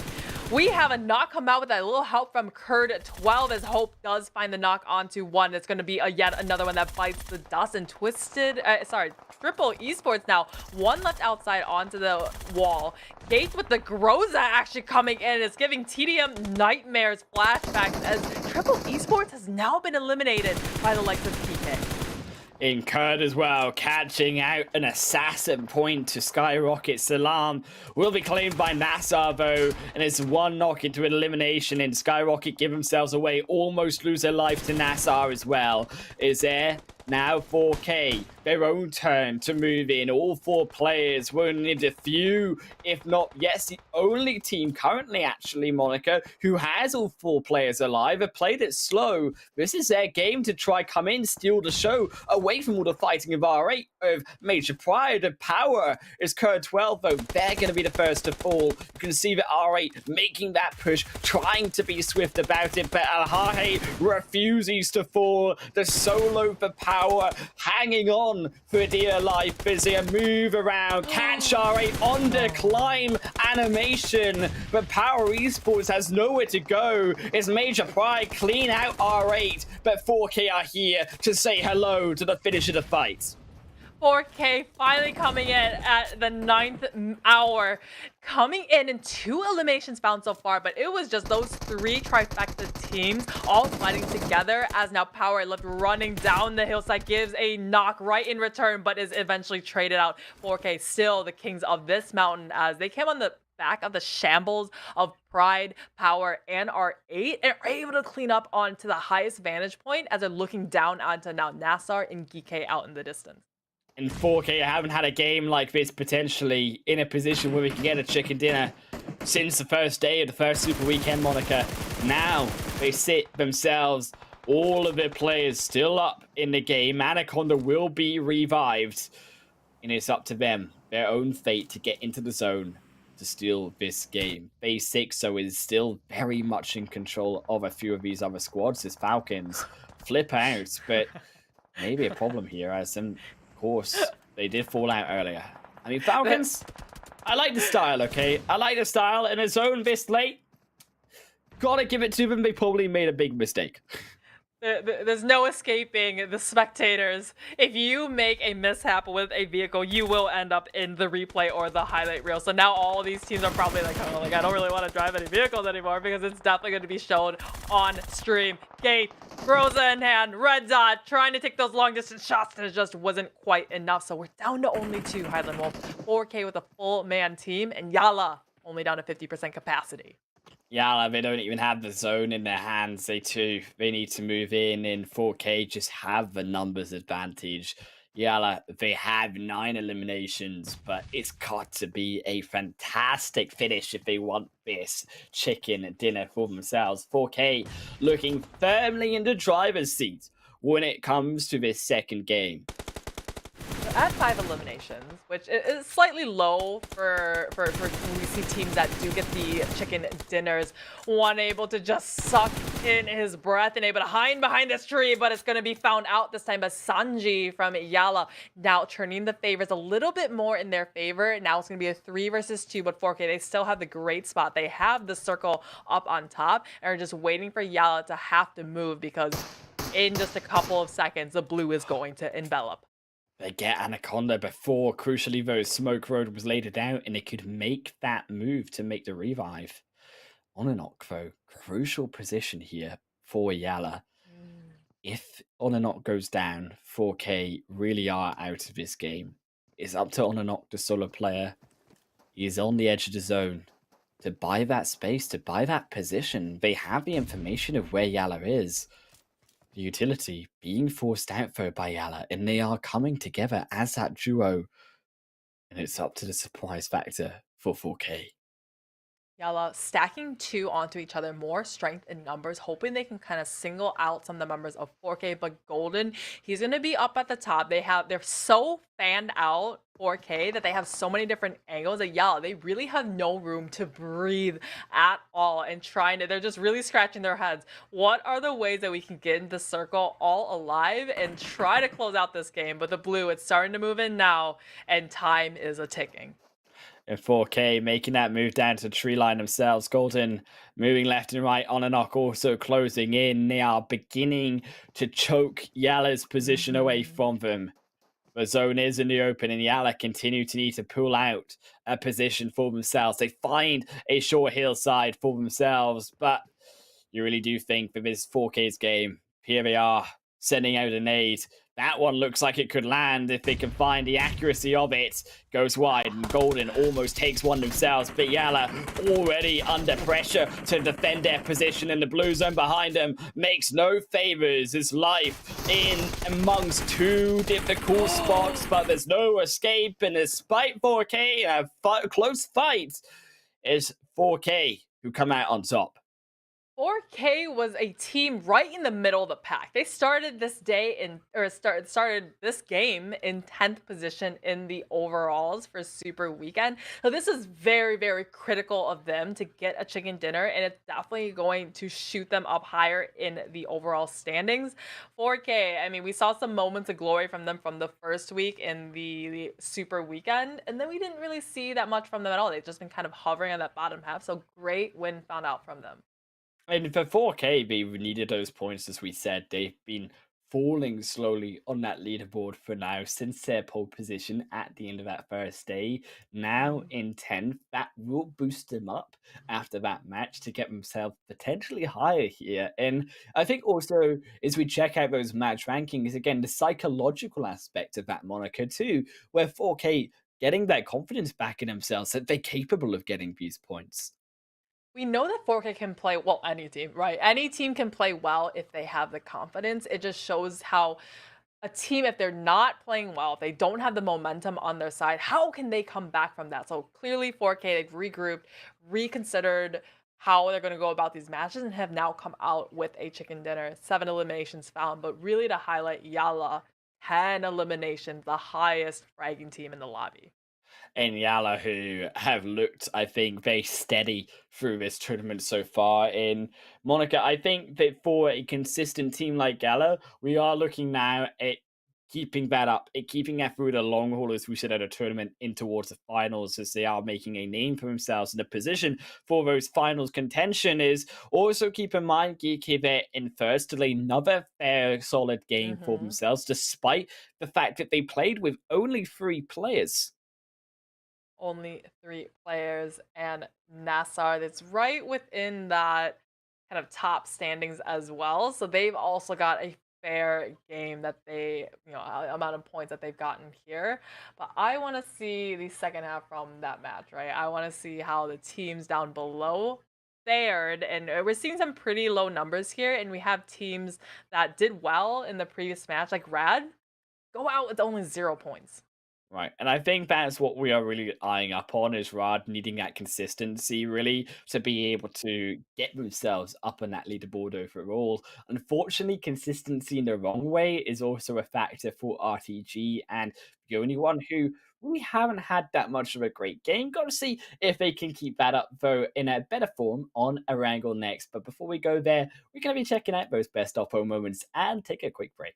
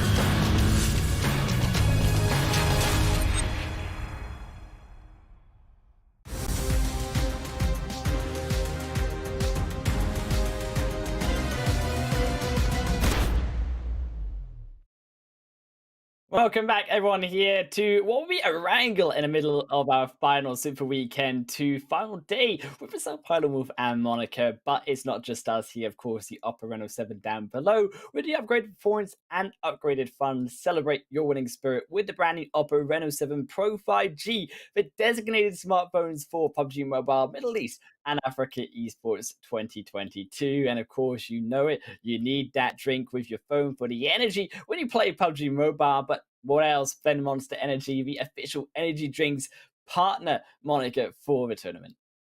Energy all the way around, whether you're drinking, whether you're playing on it, or whether you're here watching us cast PMPL Arabia. We're so excited to get into the very third match. It's going to be the halfway point of today. Remember, we are coming off 4K. Confidence running super high after the chicken dinner in Miramar. Right, indeed, and 4KB needed that confidence boost to themselves. They've dropped down 9 positions over those last 5 days, Monica. So they really, I think, needed the points to, as we say, also get themselves up on the standings too. But there are those teams that don't have that confidence, perhaps, that don't have that consistency in the right ways we said we were looking for. And the only one, RTG, just don't seem to, I think, find their foot right now in terms of the Super Weekend currently. 4K was actually, after day one of the very first Super Weekend, if you can recall, they were in first place in Super Weekend.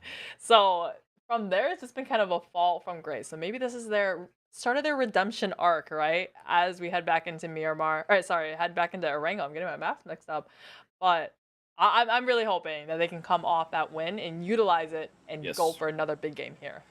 And I think those wins very important for all of those teams, these points on the bottom of the standings for those squads, because it is now 3 more games before they have to re-qualify in for this next opportunity. And we're at the end of this second Super Weekend where, yes, the pressure is high, but it will certainly not be as high as next Super Weekend. So trying to put yourselves in the best position possible, or trying alternatively, Monica, if these teams are high on those standings, to ensure that they qualify for the finals through this Super Weekend alone. Yeah, if I was a team like GEEKAY, right? Nothing to lose here right now. There's still 80 some odd points above second place. Oh They yeah. can afford to be a little bit more, hey, loosey goosey, not to the point where it's debilitating them, but more like, hey, let's experiment here, or hey, I'm gonna have this person, in this, we're gonna try this new split here, a little bit more spread out than we're used to, because they can afford, if they lose 2 players, that's okay. They'd still 80-point buffer between them and NASR right now in second place, that they can use this as kind of a simulation for finals where Exactly. they're gonna have to restart their points. And I think for GK, I would be a bit weirded out, honestly, to see them really, really try and bring out new strategies, because giving away too much of the good strategies that they maybe have in their books does make no sense. They are already, I Yeah. think, one of these teams, Monica, qualified for those finals. We could argue at 300 and ridiculous number points that they've gotten so far. 328. So that 28 is the ridiculous part of it. But you can also, of course, see the 27 matches played on that first half teams, and then you can see the ones at the bottom. I mean, of course, they're going to be at the bottom Right. with fewer matches played, but really want to shout out those teams that, have played less, right? And they're higher than teams that have played more than them. And I think also you had to keep in note that when we looked at those standings overall, it was actually the fact that some of those teams have played less matches but are higher than other teams. As we said, Falcons, one of those who are really making a name for themselves in this second Super Weekend. But it's an unfortunate start, regardless, for POWR, as they just will find themselves shot at by Enigma Galaxy. Wrong place, wrong time, and wrong place, wrong time also for Kerr12, as Desha steps out with a Uzi, almost falls down, as now the chase begins. Kazem's done a Uno reversal, as you would say, and completely debated the opposite way. I mean, we love to see the early game fights, right? And we love to see the in-game action. I think this is a very nice kind of follow up to yesterday, where we saw so much just nothing happening in the first 15 minutes or so, which is okay, right? Teams are setting themselves up. They're taking the time to have some quality rotate, some quality scouting, to the point where they don't engage at all. So you like to see it. It gives us a little A little appetizer, right, for the later game.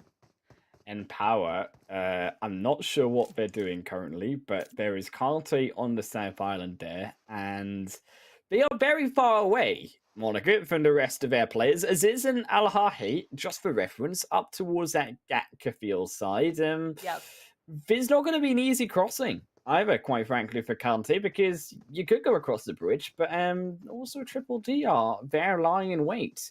So he's got a little plushie. He's got Godzilla there behind him. I mean, he's got a friend, right? He's got a friend in the Godzilla. I love that the spectators have found this as what to show, and his little Godzilla like, no, wait for Catch me! up. Like, where are you going? You're running too fast. I only have little legs. I just feel like it's so adorable. Like, ever since they added a Godzilla, like, I mean, you could still go for, King like, Kong. the eagle, right? I mean, okay, but Baby King Kong. Baby But Kong as well. to be Yeah. fair, like, I don't know. I like King Kong, but on the other hand, I just feel like Godzilla is just so cute and adorable. It's ridiculous.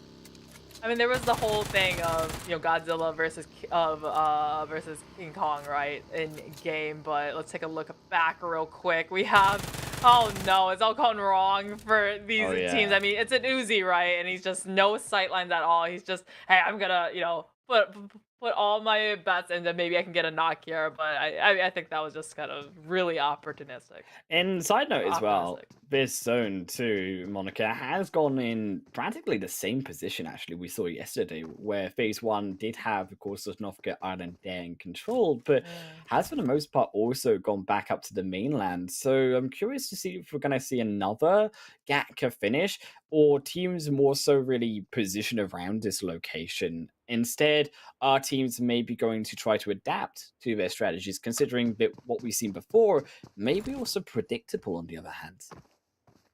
Team that doesn't need to adapt at all is definitely going to be GEEKAY. I mean, people are probably like, we're tired of hearing about GEEKAY because all they do is just win, which is really great for them. But it's much more interesting to hear about a underdog, you know, coming out on top. But GEEKAY, I think, is just, man, if there's any team to study for any of the teams in the lobby, it's going to be GEEKAY. So all eyes on them. And like you said, hopefully they're not giving away too much of their strategies for later in this tournament.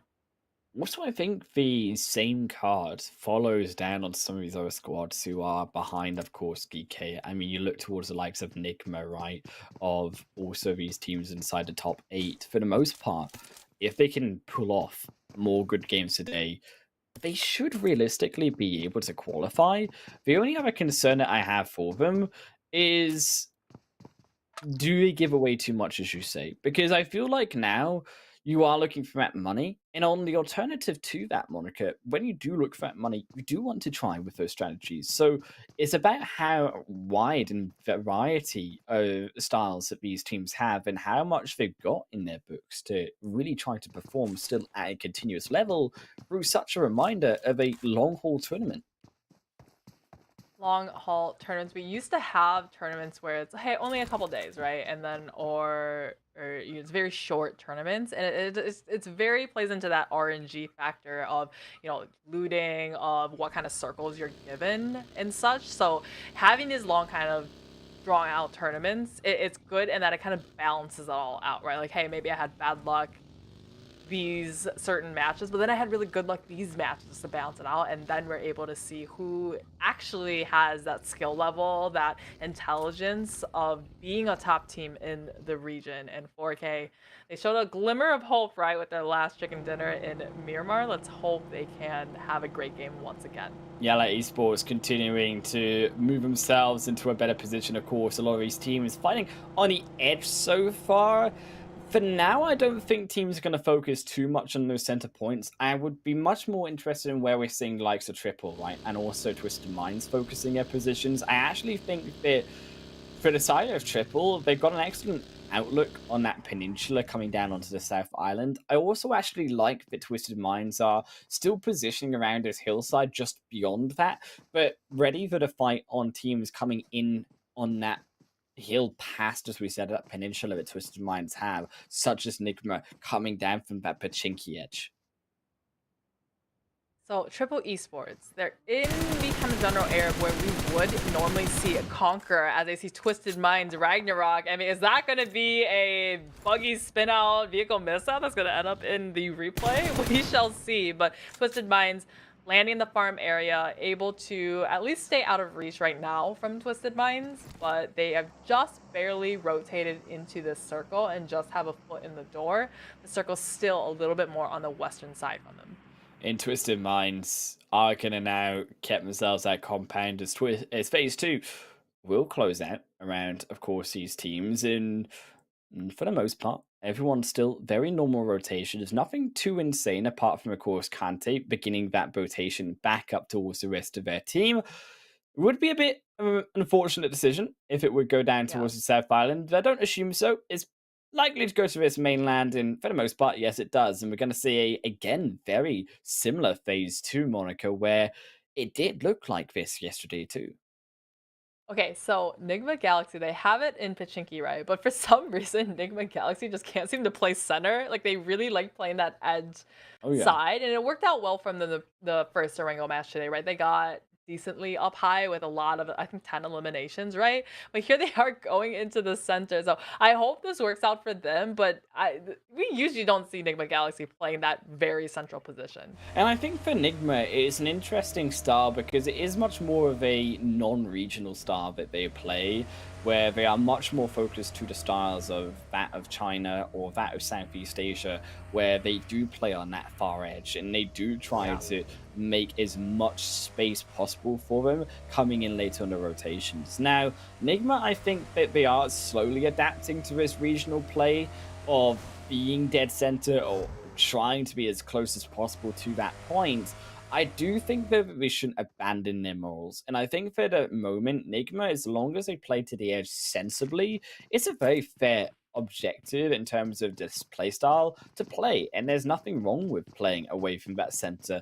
However, the problem that we've been highlighting is crucial. That teams are overlooking them around Pachinki. And then they get stuck in a city where teams are around them with the capability of looking down upon them and keeping them in that space. Teams that really don't get stuck is like GEEKAY. I find them in one position in a minute, but they always have an escape plan. They always seem to be able to get out of a sticky situation. I really cannot remember a time GEEKAY was taken out way too early beyond, Sanhok, where they just kind of committed themselves to that fight. But other than that, they're really good at being very scrappy, being very, hey, we get knocked, go for, really setting themselves up to a point where they can go for the revive and just reposition themselves because they have that information. They're able to keep everyone alive. So time and time again, I know we keep saying it, but GEEKAY is just such a contender in this lobby. And I really want to see what we can do, not only, of course, in these Super Weekends, but in the finals. I feel like just a solid roster coming in. And I think also credit, always not to just the players, but to clearly the coaching staff and the staff behind the scenes too. We have to remember that aren't seen in these games, but clearly have an impact on creating this roster and making sure that it comes to success. Because often, sometimes we do see that actually 4 players all coming from separate teams, Monica, can not work out sometimes too. Sometimes, yeah, teams that you think, hey, we're going to pick the 4 strongest player in the region, slap them on a team together and see how they do. But sometimes it doesn't work out right. And what's not working out right here is going to be Triple Esports. Actually getting a trade with the Overwatch in the back, but I mean, it's 1-for-1 right now, Highland Wolf, on this plateau area. And for 4K, it's a solid fight for now, but as they will grab down Ali, Clever will have to now move back, as cannot continue to push onto that location. But as Triple have to push back, it is now 4K on the oppression, as they will look for the compound for the meantime, and they will look to get a position on the edge of his zone. Bringing the momentum from the last game, being very, very aggressive here and driving actually teams away. This circle has come now back, this time to the east, hovering onto Pachinki. I think that Pachinki Hill just to the south of the city is going to be a major contending point, as we already have the likes of GEEKAY and some other teams taking up residence there. So everyone else is just kind of crammed into these little compounds that Triple Esports has found after losing one. And Pajinki, of course, still a major location. And I actually love the position of NASR taking up that church side currently. So we'll have that ability to stay outside relatively of the city itself, but still be able to come back in towards it if required, on top of having, of course, that outlook onto the entire city itself from that high ground church position. Hill, Curd 12 now taking their spots on the east side, just out of sight from GEEKAY. Now just parking their cars in a way that you want to keep the resource alive, right? And they see a lot of extra vehicles down there, like, where did these come from? But NIGMA Galaxy finding onto Triple Esports Curd 12, though, just hearing the cars, that's going to be Twisted Minds. After losing one player early on, they're just scouting this, right? He's like, was anybody over here? Oh, I heard gunshots, met on very unwelcomely, and goes right back to the plateau from where he started. In teams very centralized, but crucially none of them really wanting to go for that engagement. Very sporadic still in the positions to where the hills do block out that potential engagement between each of these squads. And credit there to, I think, all of these centralized teams still with a map knowledge moniker to avoid such a scenario. These trench areas, this was added in the very, I don't say recent, but the last big Erangel update, right? So this makes this field so much more of a playing spot. Before it was just kind of, you know, little dips in the road that you really couldn't hide behind at all. So this is definitely a go-to spot now, kind of a destination of sorts that teams like to take. That I mean, you can't really see it from Pachinki from where the only one is, and they've kind of bunny hopped their way into the city more as GEEKAY has come down from the hill and now into the city of Pachinki. And Twisted Mind's going to lose one to the hands of the only one, but won't be too much to consolidate for the only one, as they won't be able to find elimination. Gets back inside the building, but GEEKAY going on a subterranean adventure as Satan will make their way slowly through the tunnel. In part, their car adds duly so inside of that chopsticks position. But for the meantime, I do wonder about all of these teams, Monica, on the edge, because they still have a lot of movement in. They are risking, of course, that the zone isn't going to go to Pachinki. On the alternative side of that, Pachinki, if it moves away from this location, it's going to be so infamously difficult for all of them to escape out of that city. Yeah, it's open fields all the way around. If you leave too early, everybody's watching. Your circle is going to be right dab center. So Twisted Minds, they'd have that warehouse in the middle of the open fields, and good for them because they are down one member, remember? So they're not quite as high fragging power as like a team like GEEKAY, like some of the other full man teams. Curd 12, I believe, also lost one, but they have the high vantage point of the hill. But everyone needs to brace for impact. And you see all the vehicles are starting to mobilize, and people are looking to crash on in and carve out a foothold for their own. Curd 12, also a great position currently where they have the hillside to themselves. As you said, Twisted Minds, they are busy in a compound. So actually for Curd, they have more free reign here over a lot of these other teams coming in from that more south and westerly side. As YALLA also coming in from that north end in the skirmish versus POWR, but POWR holding back for now, but they are losing members one by one, and Kante will be the next to fall as Hahe already out of there as YALLA score what could be only their first elimination. I thought they would have 3, but it seems like those eliminations have been sucked up elsewhere. Lahe, POWR, they do well in Erangel when it's over in that GAKA area where they drop. But I mean, this is just punishingly out of their comfort zone over onto Pachinki, and they just didn't get there fast enough. And like YALLA, like all the teams around them are going to want to pick off these eliminations. We've got a Bompe to be knocked down for Major Pride coming in from the North Georgia Pole area. Yeah, they stole one of those eliminations clearly away from YALLA to get themselves at 1, but they are looking for much more than that. It will be the second knockdown onto YALLA, and down to the only 2 members. Sanji cannot fire back onto Frozen. Now stepping back up as Frozen with a low ground has the advantage for the now. Will be able to find a free fire on into them, and now YALLA Life trying to do the same, but he's all in the zone and there's no one to help him. Nomi goes full in on top, and they can't swap cars because Major Pride already have it locked down, and YALLA down in 15th again.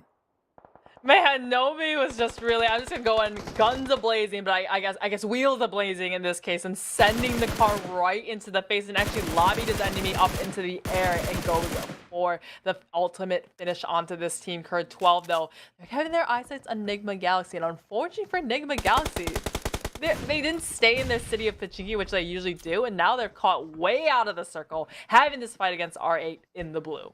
And R8, they are a slow approach here, but I worry for them. They're going to lose Bandar. R8 is barely keeping themselves alive, and Enigma, Raouf is still there, but Raouf goes to the wrong movement at the wrong time. Now we'll have to rely on Hamodi, but look at Hamodi's position. Cannot step up too far, because Major Pride are also there, and you see now the dilemma of both of these teams down below. As Major encapsulates them all. R8, though, the fadeaway shot will take down Enigma with them, and both of them take away. They seem to have forgotten about RA, but it was definitely a lose-lose situation for both teams because they are found out by the Blue Zone and the likes of Major Pride. So both these teams out of the lobby. Everyone keeping an eye onto that circle as 4K, the winners from the last match, now debilitated from SKYROCKETs up on the hillside above them, and only 2. So I guess they're down to only 2K players left for this Pochinki Hill. And it was a big shift from that Pochinki Hill. It's gone kind of more towards that eastern side, so exiting away from the city.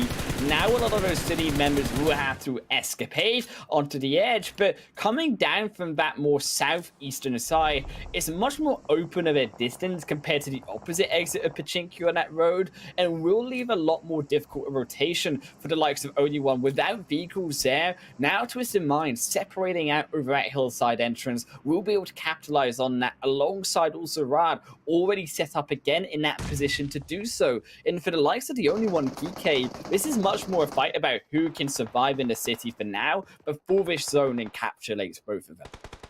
Such an interesting rotation from the Only One, because they were out in the field, out in the trenches, right? And instead of staying in that kind of open field area, they committed to the city where it ended up shifting off of them into. So GEEKAY is just going to capitalize on this one. 4 eliminations found so far. A week, the Only One, down to the only 2 left from their team, and they're sending 1 out into the field. They have a airdrop. What more could GEEKAY need in this match now, as they're really setting themselves up so well? And this is definitely Erangel, their favorite match to play, actually.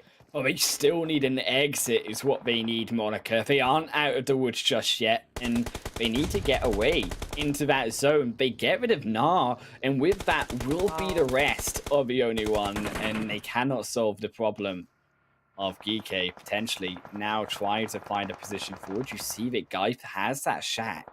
All of them will look for that location, as it is the only spot they currently have inside a zone. It remains in cover. While the teams around them are all fighting, is allowing GEEKAY just to literally run in the open across the field to get further into this circle. SKYROCKET, though, they find the shots onto Road to Glory, and they do take out Unknown. So, I mean, the Road to Glory, it ends here as Major Pride now garnering the attention of Curd 12 on Pochinki Hill. Major Pride still outside, though, on that zone. Triple also outside too. SKYROCKET is completely now cut off that south entrance in.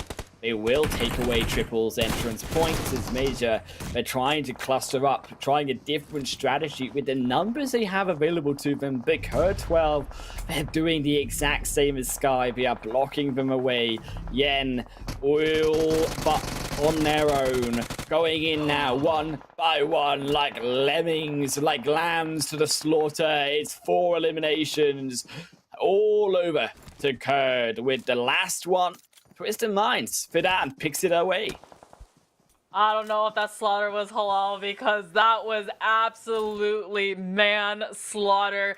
Major Pride, they had all 4 up. They went down so quickly. GEEKAY, they're just spreading out into the fields now. The circle is down onto the hillside now this time, but they have Twisted Mind all stuck within the shack. They crashed up onto it now as they find an opening knock here. It's going to be only 1 left up on the hillside, so far away from them, as GEEKAY is just, I mean, there's nothing stopping this warpath that GEEKAY is currently on. In Twisted Minds, they are now busy, yes, fighting, yes, have 5 eliminations, On the other hand of that, though, Monica, they are still outside that zone. They are the furthest team now to getting inside of that zone. In Dami, it is all about survival. They have no idea, as you can see, where these players currently are situated. And they cannot rely on that major point inside, as it will go down there alongside Dami finally found. And Twisted Minds bring us into our final 5. Is SKYROCKET still in control, I was going to say, but maybe just cast accursed him, as they will lose a nade to 1, and Cur12 doing a bit of bowling as they roll down a second. It's a tale of disaster for SKYROCKET, as a grenade is going to, actually from Triple Esports, to steal the elimination away from Cur12 from up top, as Push continues to wrap around the bottom of this hill, knowing that he has a bleeding out SKYROCKET rip just to his right. The smokes are going to give him a little bit of cover, but Cur12, their attention is going to be stolen away from GEEKAY on the opposite side of this hill.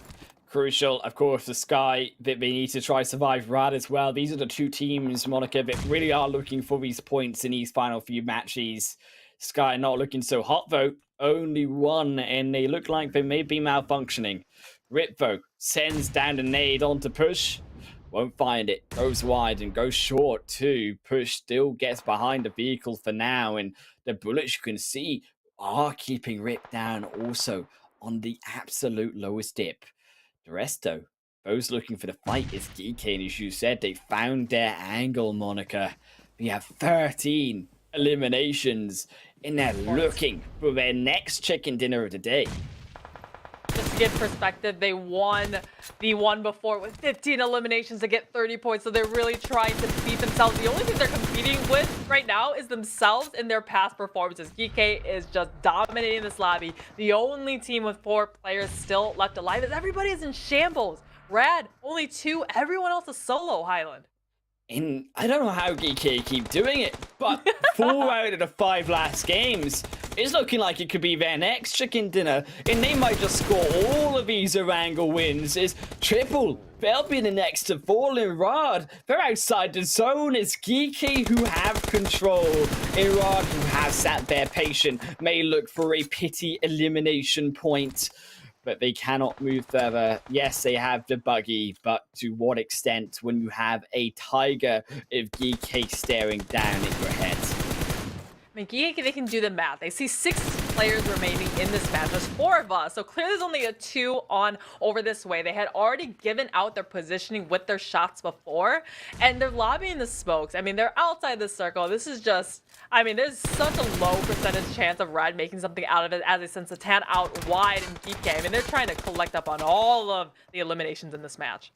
Still looking, as we said, for those final points. They'll have a brave, but inconclusive here result for that revive. It won't be able to happen. Hope's coming around the other end. And Monica, it's the end of days for Rad. GEEKAY getting through with a fizzle, their 4th chicken dinner, as we said, out of 5 recent Erangel matches. They look absolutely unstoppable on these green rolling hills. Oh man, someone really, really needs to put in a complaint, you know, nerf GEEKAY Esports ASAP before this tournament is over. And I just want to point out, Rad, that was the 2nd time today that they just kind of flew in on the tailcoats of GEEKAY, let GEEKAY just mop up everybody, right? And they just slide in, you know, incognito, ended up in a 3rd place finish. And they only had one elimination, actually. So they just really just, you know, GEEKAY still left. We just, you know, stay low, stay quiet, and just let them just take it. And then we just come in for placement. Look, I mean, as we check out those match rankings, Rad, of course, needed those points. So did SKYROCKET, though, to be fair, and both of them getting that 2nd and 3rd place, respectively. You know who's on top, though, GEEKAY. But it's these teams, as we said down below, like Cur, too, Monica, who need those points. 10 for them, but it needs to be much more to be able to secure those spots in the survival point of top 16. I believe 18 eliminations the most that any team has won with this entire tournament. I think the closest was Major Pride with 16 POWR had 20, in a chicken dinner but way it before. was... They had 20? When? Yeah, early Did I miss? Was I not this guessing league. that one? Yeah, that was me in Imperium. Okay. Power had that Okay. like Erangel game. It's like something with Erangel, Monarch. I don't know what it is, but these teams just seem to have the most explosive games there. Okay, most I've seen, I guess I can Yeah. change my wording a little bit, but okay, 20 from Power, but some of these teams are just really just playing out of their mind. I mean, look, as we check out that last page too, I'm kind of suspecting that we're going to see these same teams on that bottom half. I mean, it's a Yeah. bit unfortunate to see their power. We talk so highly about them, but we get nothing when it comes to this third game overall. And YALLA there down below again, only about 15th position to show 1 point. And the rest of the rotations, I think, were really the key problem for a lot of these other teams coming further in. I mean, you saw, of course, the likes of R8, of NIGMA, and their issues, for example, taking out each other. NIGMA, Galaxy definitely kicking themselves right now because they did something different here, where the circle, it popped on up. It was a little bit more centered on kind of the GEEKAY-ish area, still encompassing Pochinki though, but usually they still stay in Pochinki for 10-15 minutes before they start rotating, and here they just immediately went out into the field of GEEKAY just to have to try to claw their way back in. I think if they had stayed in the city, they could have been a much better match for them. They could have even won potentially, but it just, I mean, hindsight is 2020, right? Yeah. I mean, look, to be fair, it was a difficult zone. It was a difficult few shifts for these teams. I think the GEEKAY still played it very phenomenally, but as we get to see the GEEKAY replay, as it were, of our best upvote moments from that third game, we will give you a short break where we'll be back with Sanhok.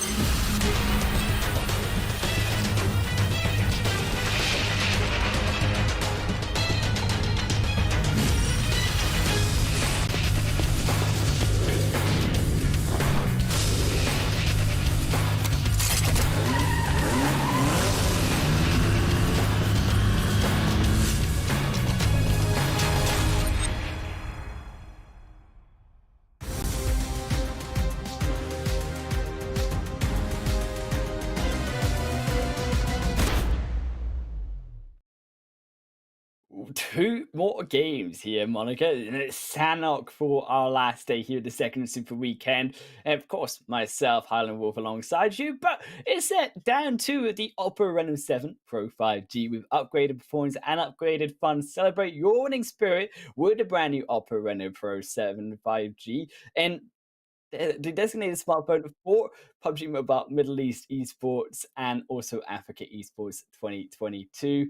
But Monica, too, keep in mind it's a Grizzly Bear card collection, and there's only 5 more days to be able to catch up on those results. Actually, even 4 more days, Monica. It's coming by the minute, less time where you have to join the card collection draw and win outfits. There's a chance to get all of those pieces and items in one go, keep in mind. So be sure to get those games in and get that Grizzly Bear outfit while it counts. As we said, Sanhok, the jungle map, though, up next. You know your favorite content creators, influence, pro players are all going to be going for this outfit. So definitely go get it to match them as too. But Sanhok, what do we always see in Sanhok? It's going to be GEEKAY versus YALLA in boot camp. And when we dabbled into, are they still going to go there or is somebody going to finally leave? So, I mean, we shall see in a few short minutes. Look, I guessed forward thinking here, Monica, that maybe after that R8 POWR disaster for both YALLA and GEEKAY, that maybe both of them, or one at least, will decide to go somewhere different. I think, as you said, right, that YALLA on one hand do need those points. However, I mean, GEEKAY certainly have the onus on them to say, well, we have everything so far. We're in that pole position. And I don't think, as you said, that they're going to be the ones to move. Sometimes I see teams that, I mean, we always see contesting in certain drops, right? It doesn't really matter what map, what place, but sometimes it carries on into different maps. You know, the resentment, the competition is there, and GEEKAY, I think they could, I mean, this is really thinking way ahead of it, but potentially GEEKAY could, you know, they're so far ahead in standings. Maybe they want to sabotage YALLA on a different map, right? Just to pressure them to like, hey, give us boot camp because we want it. Otherwise, we're going to find you on every single other map and really play spoiler for you. I mean, look, when you play a fight so long with a team who drops down in Paradise Resort and a team who drops down in flipping the top of Tatmok can come down and third party you, there's a problem, Monica. There is a serious problem. And realistically, YALLA and now also GEEKAY, they need to make a decision very swiftly in today. Are we going to continue this style where these faraway teams still have the capability of messing us up? Or are we going to just give this position away and move elsewhere? Because right now, particularly in that first phase, YALLA much more in advantage to get finished looting, get to that bootcamp hill, and then contest GEEKAY at a much better later point. Well, the first step in recovery is admitting there's a problem, and it looks like we're going to have the problem start for one. I can't tell exactly which side it flew into. Ooh, that's a turn of events, but we still have Pride, this time landing right in the city of Kampong versus Falcon, DBS in hand as a grenade does blow up in his face. And Falcons is always in their own issue, of course, down towards Kampong. Major Pride once more will look for that flush. And a Molly, an excellent first utility to be able to single out Yusuf, but steps outside now of the building. But it's all like frozen, and the rest of Major Pride, such as rules that they are, will find the one elimination. There was one back, but it's Falcons Tamar with the long shots against him by Milky Way. That is a disaster point for Major Pride. Now needs to send Never Alone in. They will get that revive off, but Major Pride is very, very swift on this punish, and they are looking for Frozen on that elimination too. I feel like Major Pride was just encompassing the theme of just always keep them guessing, right? Because they landed outside of Kampong, let Falcons have some security in the city, and then what just happened here? It's just going all wrong for them. But I mean, they give a knocker return. I think Falcons just going to disengage from this. But anyway, Falcons, Pride seemed to give them a false sense of security in the city of Kampong yesterday, right? They didn't land in the city. They landed kind of out in the hillsides. And you saw how split up Falcons was. They were thinking, oh, you know, we drove Major Pride out, we got the city all to ourselves, and then this time around they sent one in the city, and Major Pride sent all 4 into the city. And it's one down knocked for GEEKAY, but it's one eliminated in a second knocked for YALLA. They're trying the same strategy to bring out a delay in the fight by being so far away, by being awkward in YALLA's position. They've got Sanji there this time on the front. The Molly will draw life onto one side, and one side only is Sanji. Now getting caught by the Blues, has to dip back indoors and are now separated. This is exactly what GEEKAY wants. Well, K in hand as YALLA returns a knock right into the lights of GEEKAY, but I mean, it's all falling down for them as Hope with the QBZ also gets knocked out as well. So, I mean, these two teams are so evenly matched as R8 is now coming to join the party. And Life as well, already now trying to reposition, but R8, as you said it, very, very swift through from Paradise Resort 2. They punish out YALLA, will steal away the elimination point, and look at the shambles it is GEEKAY. 3 players knocked, only 1 available. They are not together, and R8 are very much on the pursuit. R8 came in all the way from Paradise Resort. So this has come to the point where everyone in the map knows this is a weak point, just to mop up a lot of eliminations. Like here, GEEKAY now taken out as a second team out of the lobby just behind YALLA. So we have been touching on this all day, right, Island Wolf? It's they take their fights here, but everyone is aware that they're so weak while they're fighting that it's just easy eliminations to collect on. Yesterday it was POWR, and today it was R8. And it was both of them 2 times in a row now. I mean, GEEKAY landing that brilliant shot onto Boomper as we check out the replay of how these teams fought through. And that was the initial knock down onto 1. Is there the second through Sanji, traded 1 for 1. And from that point onwards, it was a very scrappy fight for R8 to be able to clean up. And now Twisted also in their own skirmish as they look over the nade onto R2G. Won't land into anyone. Almost brought Unknown down to their knees, but R2G very healthy for the most part. A road to glory. This is their comfort zone. This is Sanhok that they know how to play, know how to win. They usually land in the quarry area though, so they rotated quite quickly over to this area right by the riverside, close to the Painan area, which Twisted Mind is still taking up residence into, and they're preventing them from rotating any further.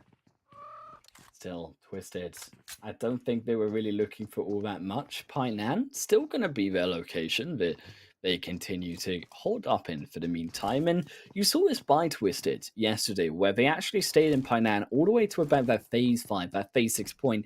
And there's no problem with doing this again.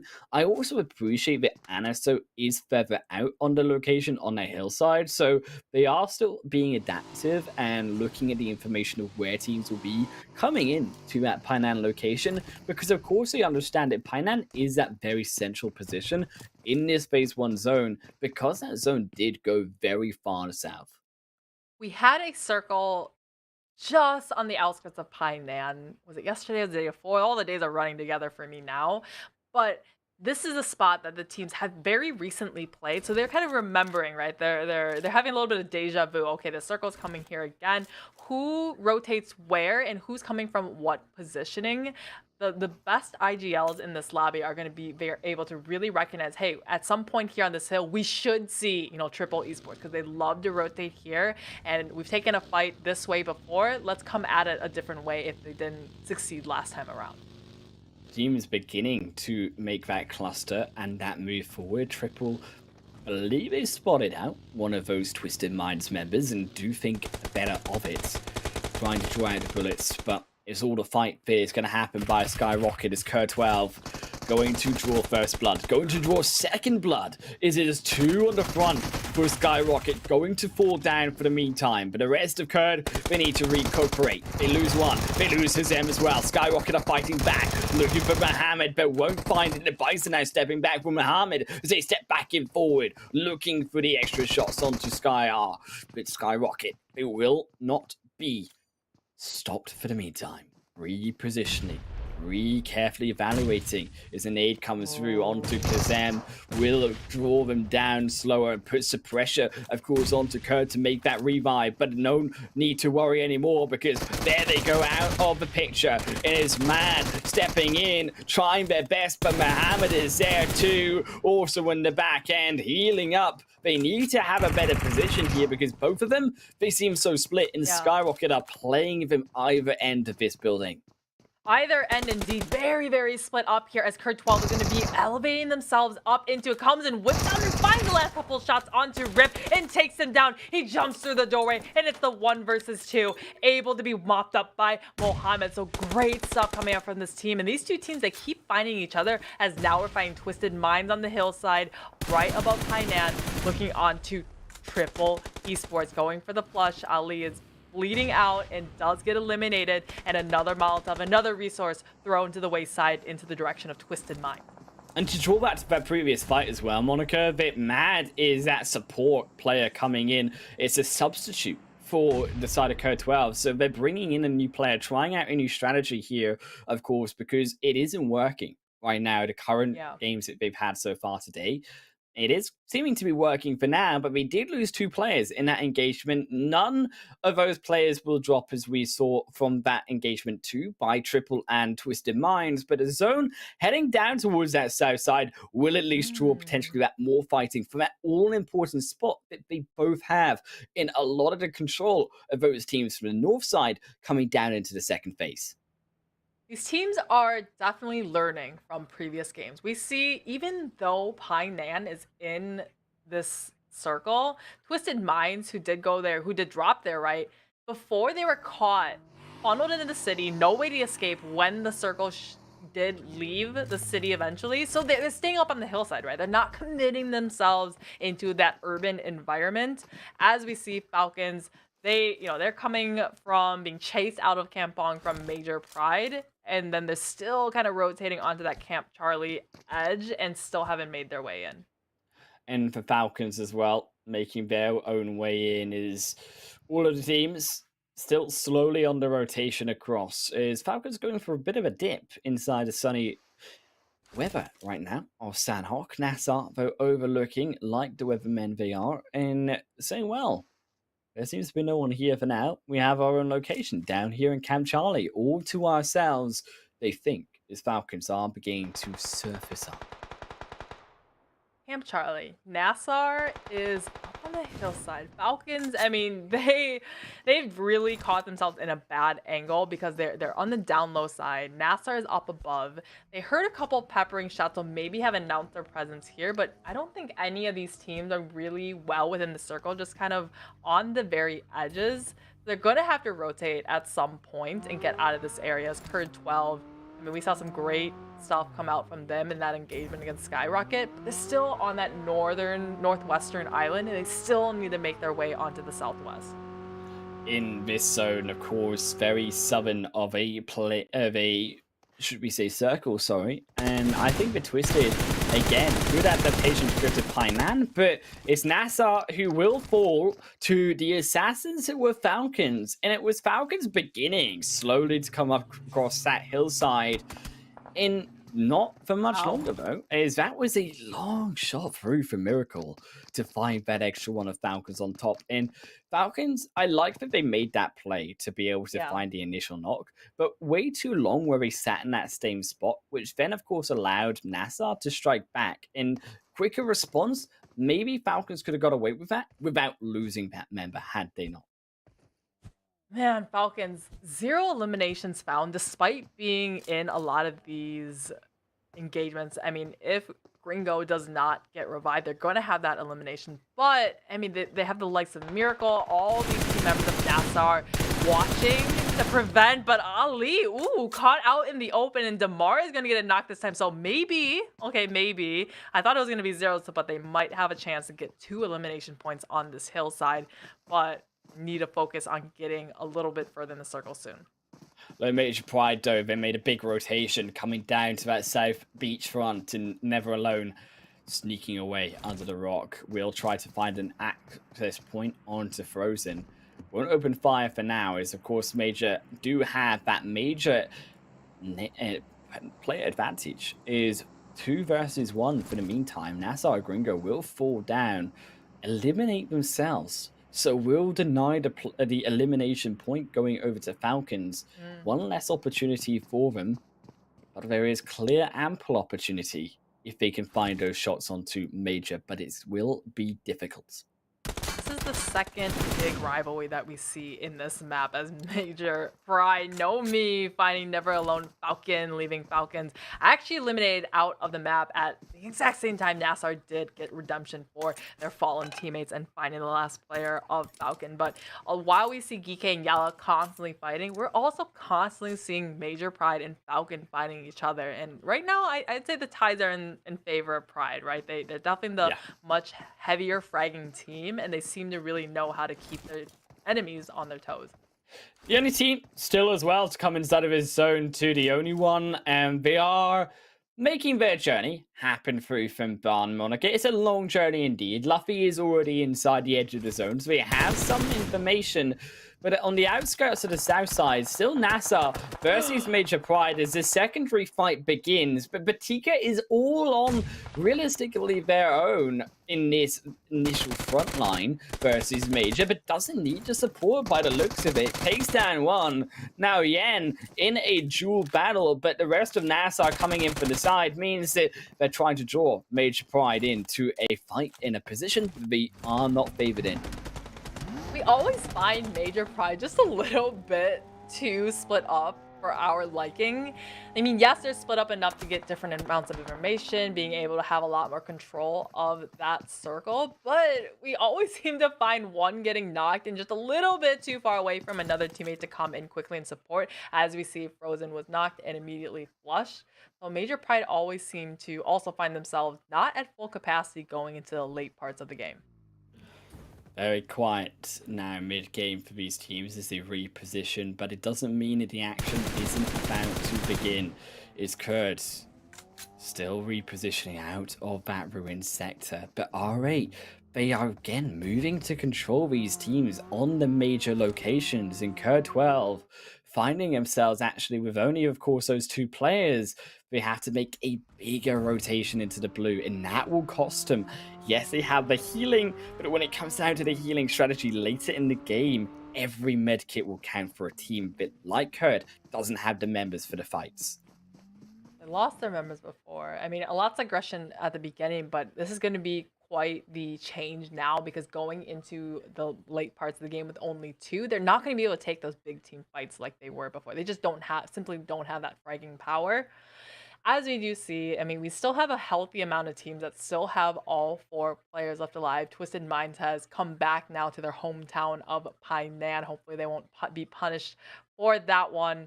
Everyone just kind of having their miniature map open now and trying to see where it does go. And this time, I don't know if it's a far southern one. So Twisted Minds are going to have to come out of that city and get into this one. But they have certain teams like NIGMA, Galaxy, and Rad very happy with this zone. And the good part, at least, about this zone, though, as much as it is a difficult zone to navigate in the center, is that both the bridges on that more eastern side of the zone still are available. Now, the smaller bridge, maybe not as much, but Camp Charlie still is a potential for these squads to make a wider rotation in. However, I do like that NASR also are beginning to send that one player, Batika, to stay on that location to guard their overall position, because Camp Charlie's still on the edge means that NASR can avoid a lot of the other pressure that these teams will have when it comes to trying to find a new position themselves, which isn't in the compound, but as we say, in that very dangerous beginning middle of the circle. Snake in the grass, snake in the grass. We got an anaconda now in the jungles of Sanhok. And we have Lord with the ghillie suit, but it's not enough to quite camouflage him into the foliage. And I don't know why 4K hasn't mobilized yet, but over here with Kurd 12, all right, we saw some shots go back and forth from them. He just gets J9, actually, sorry, ID7 down to very half health as he gets the first 8 on up, but it's a blue zone. He's tanking the damage, and they're sending it one real close and personal to Madlord. And I like that Vorke haven't made those shots because it's the only player is Kurt12 will fall down inside of that zone. The rest of them are outside, Monica. So if you lose Anaconda, you lose all the information and they do get spotted out. So perhaps, yes, now it would have been more beneficial to make a knock happen in their own terms, but you couldn't have predicted whether they go down or could have stayed alive for longer. I thought the rest of his teammates were a little bit closer, but that makes sense now. He just came in all by his lonesome, but he was probably shaking in his boots with an entire team all surrounding. Twisted Minds moving out of Hainan and into one of the buildings of the small compound, sharing it this time with Rad. NIGMA Galaxy need to descend off of this mountaintop if it goes away from them one more time. Twisted Minds power sent into the water, playing the trolls underneath the bridge this time around.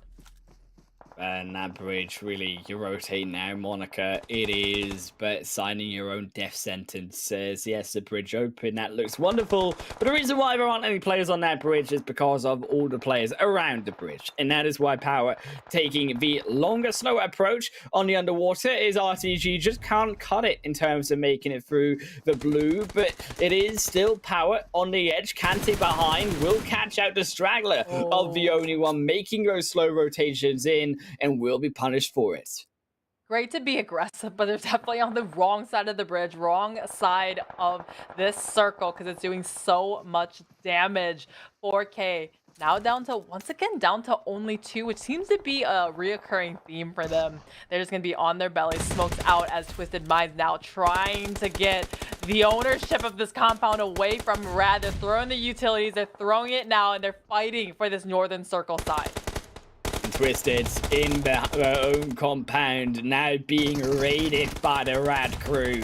And Rad, they found one, but it's a one back from the nade. And Twisted Mind said we can do just what you do, but better, as they find the second on top of it.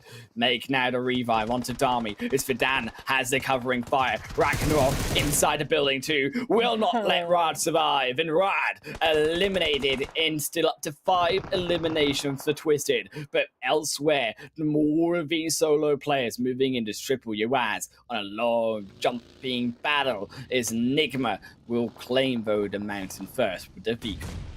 We've seen NIGMA Galaxy, if they can keep all 4 players up alive, they can go real big and get a lot of those eliminations there on the top. They find NASR with the Groza and Milky Way Pride from across the way. So here they're dominating this eastern side, but the circle is not on them now, and they're going to have to contend with the likes of R8 and Twisted Minds coming up from the compound to try to get into this next one. Major Pride, Milky Way, getting Flushtown out and really putting them down to only 2 players up.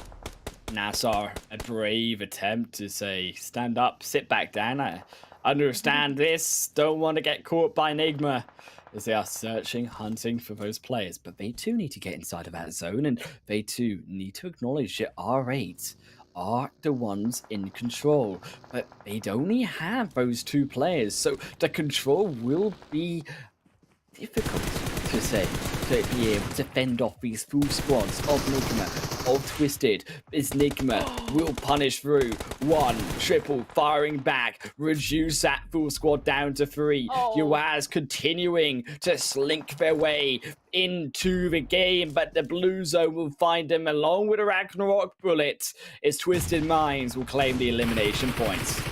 I was wondering how he was still alive because he had literally 0.1 health. NIGMA Galaxy, the 2 that were sent further into the circle, 2 claw away now being found. I mean, this is redemption for Major Pride, and the pain, the punishment is paid right on back with interest onto NIGMA Galaxy. Oh no, another one bites the dust, as it's going to be only 1 player, Raouf, left alive from NIGMA Galaxy, trying to stay alive, trying to get those knocks. It's going to be a 1 versus 1 on the outskirts. Yen throws a Molotov into the tree line right in front of Raouf, as we see Power fall down behind.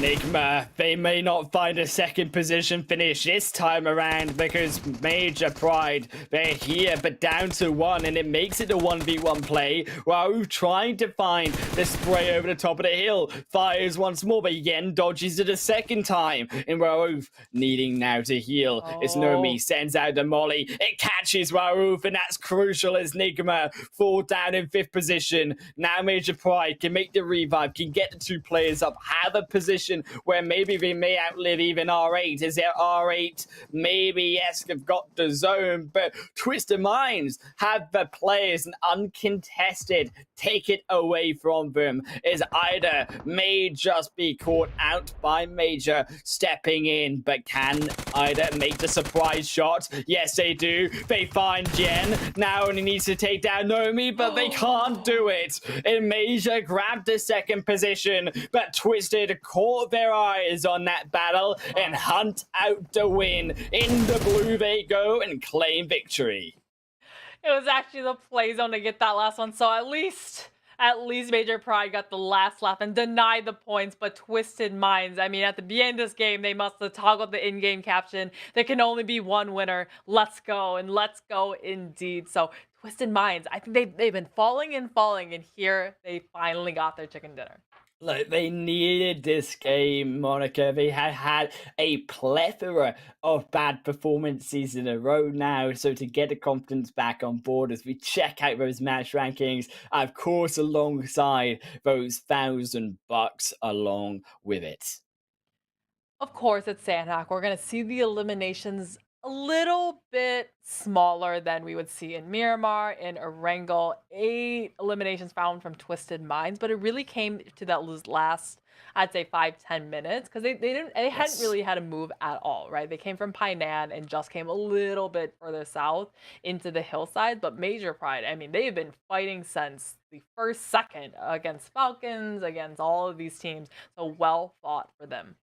And Major picking up, as we said, those 7 eliminations, but R8 NIGMA again getting those points on board, the only one too, getting those 9 overall points, at least trying to get to that 4th position as well. I think, though, for teams like Ra, who definitely could have had that game like Twisted, it was a much more in that battle before those final few teams. It really did count. As we check out those next pages, we see the result of that Rad.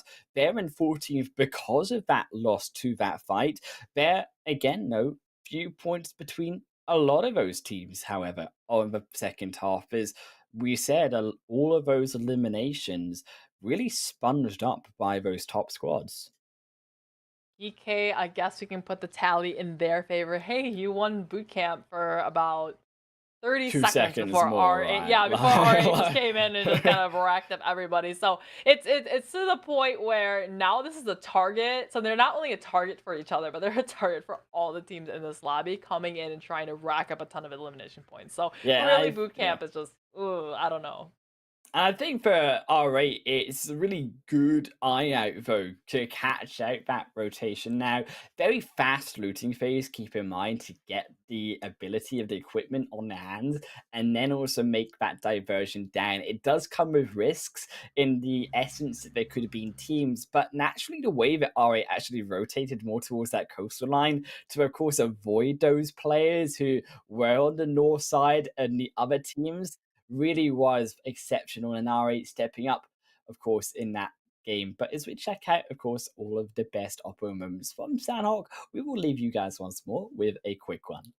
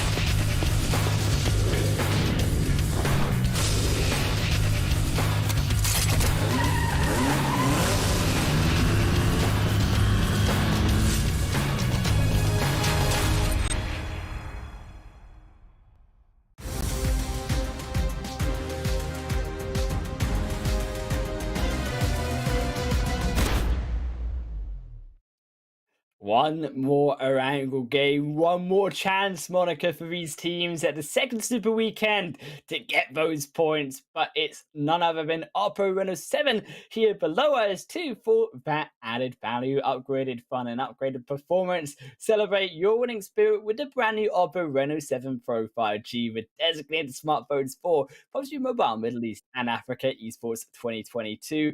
Also, keep in mind Monster Energy 2, our official energy drinks partner, is we're going to be jumping also right into our overall standings, Monica, for where these teams are at.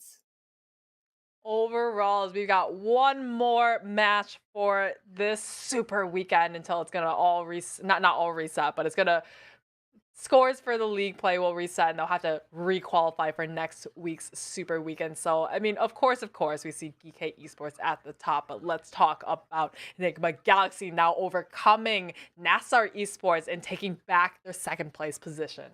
And of course, all these teams very comfortable, but the second page is where it really matters, Monica, because that's where the teams are going to struggle more so. And I think that realistically, you're looking at a world where now it's down to teams like the only one. Now it's down to teams like RTG who need those points because they are very close to that elimination spot.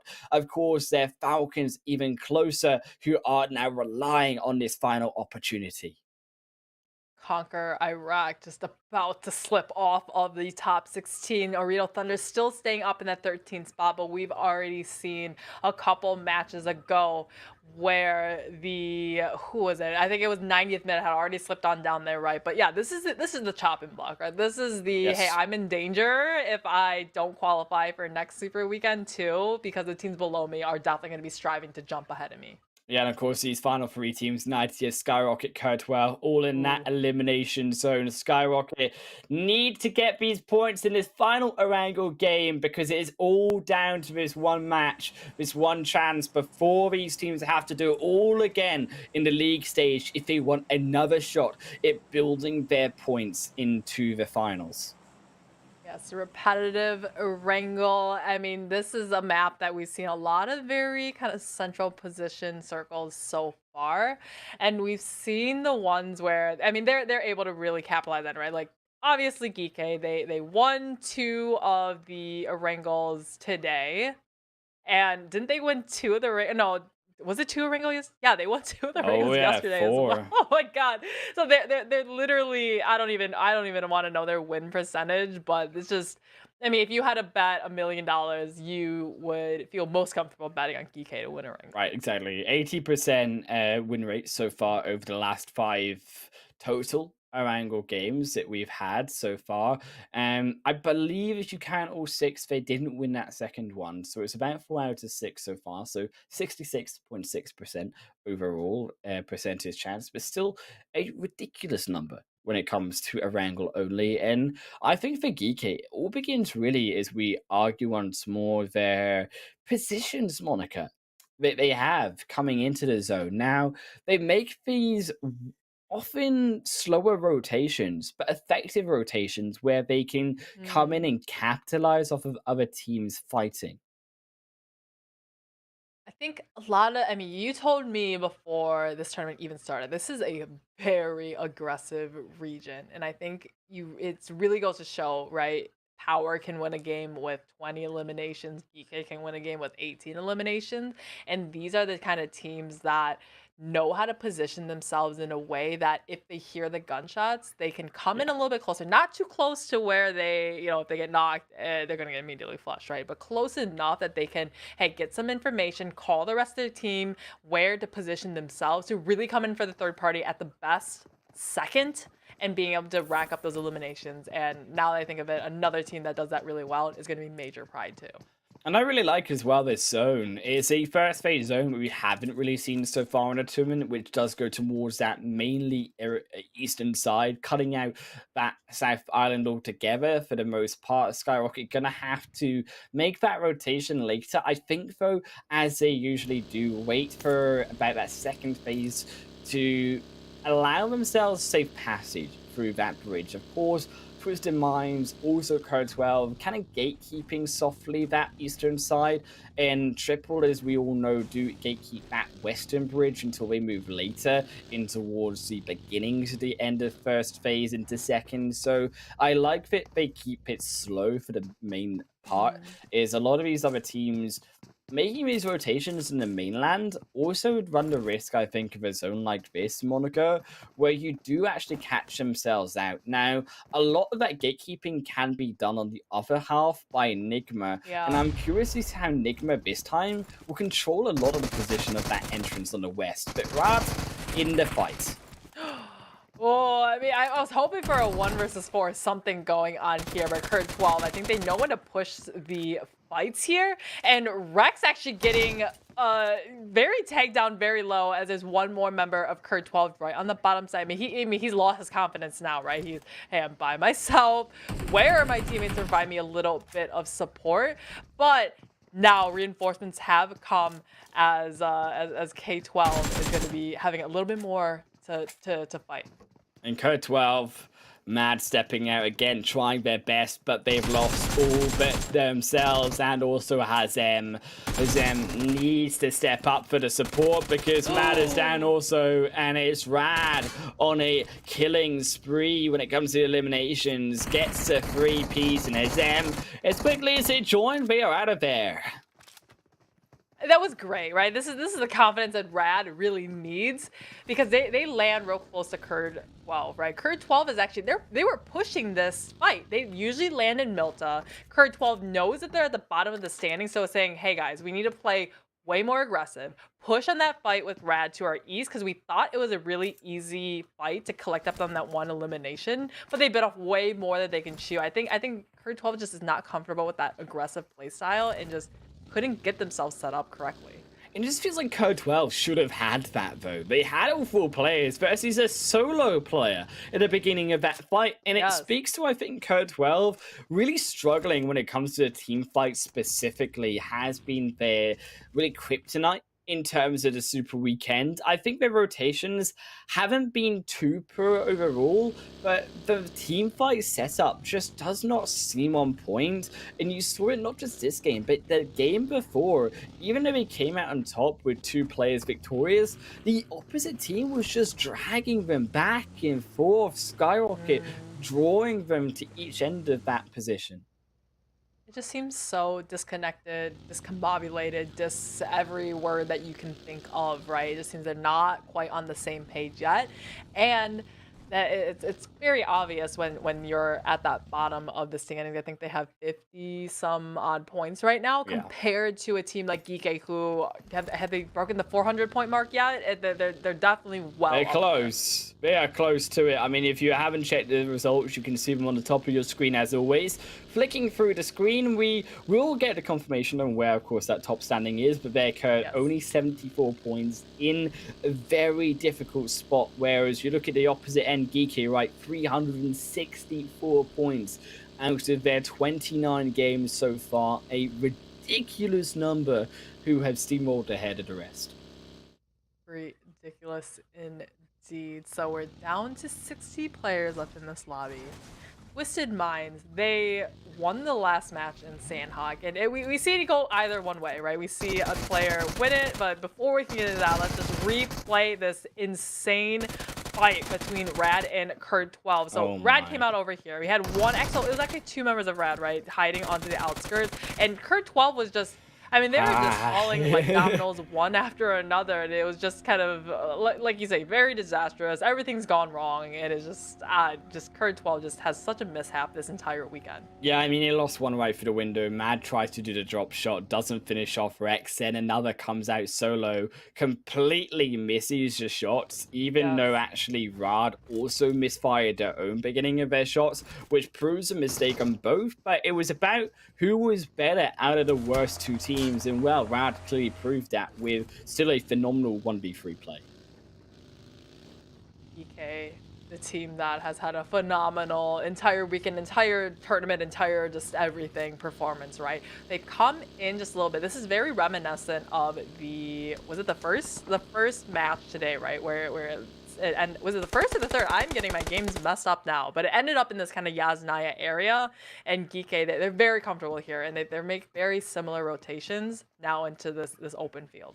Yonu one as well, very smack bang center in amongst all of these teams. I think this shelter does at least provide some sacrifice or help, so should I say, to the idea of the only one, because he can play again underground. Now, I think obviously teams are very reluctant again to play in this past the looting stage, because it does come with the risk of teams beginning to camp those entrances. However, the only one very comfortable for now in their own location of a compound, in very carefully pushing Triple away, letting themselves be known that they are in this location, but not going too far extended, and do yet a few smokes and of course the retreat from Triple overall.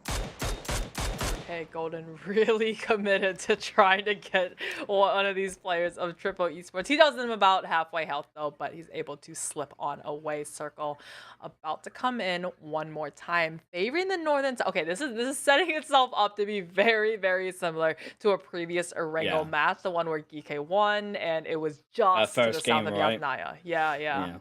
I mean, I think realistically, teams such as Major Pride gonna kind of look towards that Roshok side. I don't think I would see them going too far into the barrel holes for now. I think the Roshok is a very sensible position for the meantime. Teams who are much closer into this zone like Major Pride, I'm curious to actually understand why they aren't going for those spots, such as that hill that they took last time. Instead, going for a much more central position around the likes of NASR, around the likes of GEEKAY, and it comes with a lot more risk. So maybe for the side of POWR, not only looking for teams maybe to catch out for the elimination points, but still in the midst of doing that information work of trying to gather where teams currently are.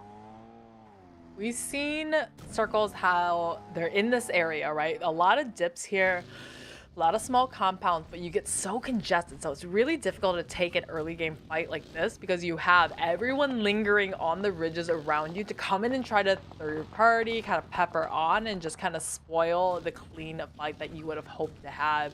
POWR, they're just kind of, and this is very similar to how they rotate GAKA, right? We've seen this. They just kind of keep driving and driving and driving until they have nowhere left to go. They can't seem to make up their mind of where to stop. POWR, now, as we said, we're just continuing to drive, and it may look like a rodeo on one hand, but it's not a rodeo these other teams enjoy. It's the only one put a stop to one of the members of POWR for now. But the worst part is that they have trapped themselves in a hole where, yes, they are safe for now, but look at GEEKAY is in the only one's position, Monica. The moment they step out of that hole itself, will be under fire and in the absolute open too. Last game of the day, POWR. Just we've seen moments of glory from them previously, but just today just seemed to have not woken up yet. Maybe forgot to drink their monster at the beginning of the day. SKYROCKET's up from the military base where they do love to drop. We might see them change their spots though, because remember, in league play we're gonna have OOREDOO Thunders back trying to contend back into next week's Super Weekend, but rotating up now just past Shelter and nobody in sight right now. And of course, a lot of those teams that do miss out on that second Super Weekend gonna need those points once more, as we argued, because they are all in pretty much danger of not making it. And I think for the other hand of that, though, these teams still competing in this second weekend who have only just begun competing under a lot more pressure, because they'd have to play more games consecutively, Monica. Whereas these other teams who are stepping out for the weekend, yes, it's going to be a lot of pressure still in that first week. They had these days of rest, these days to look at the playstyle of other teams and come up with these strategies for that third week.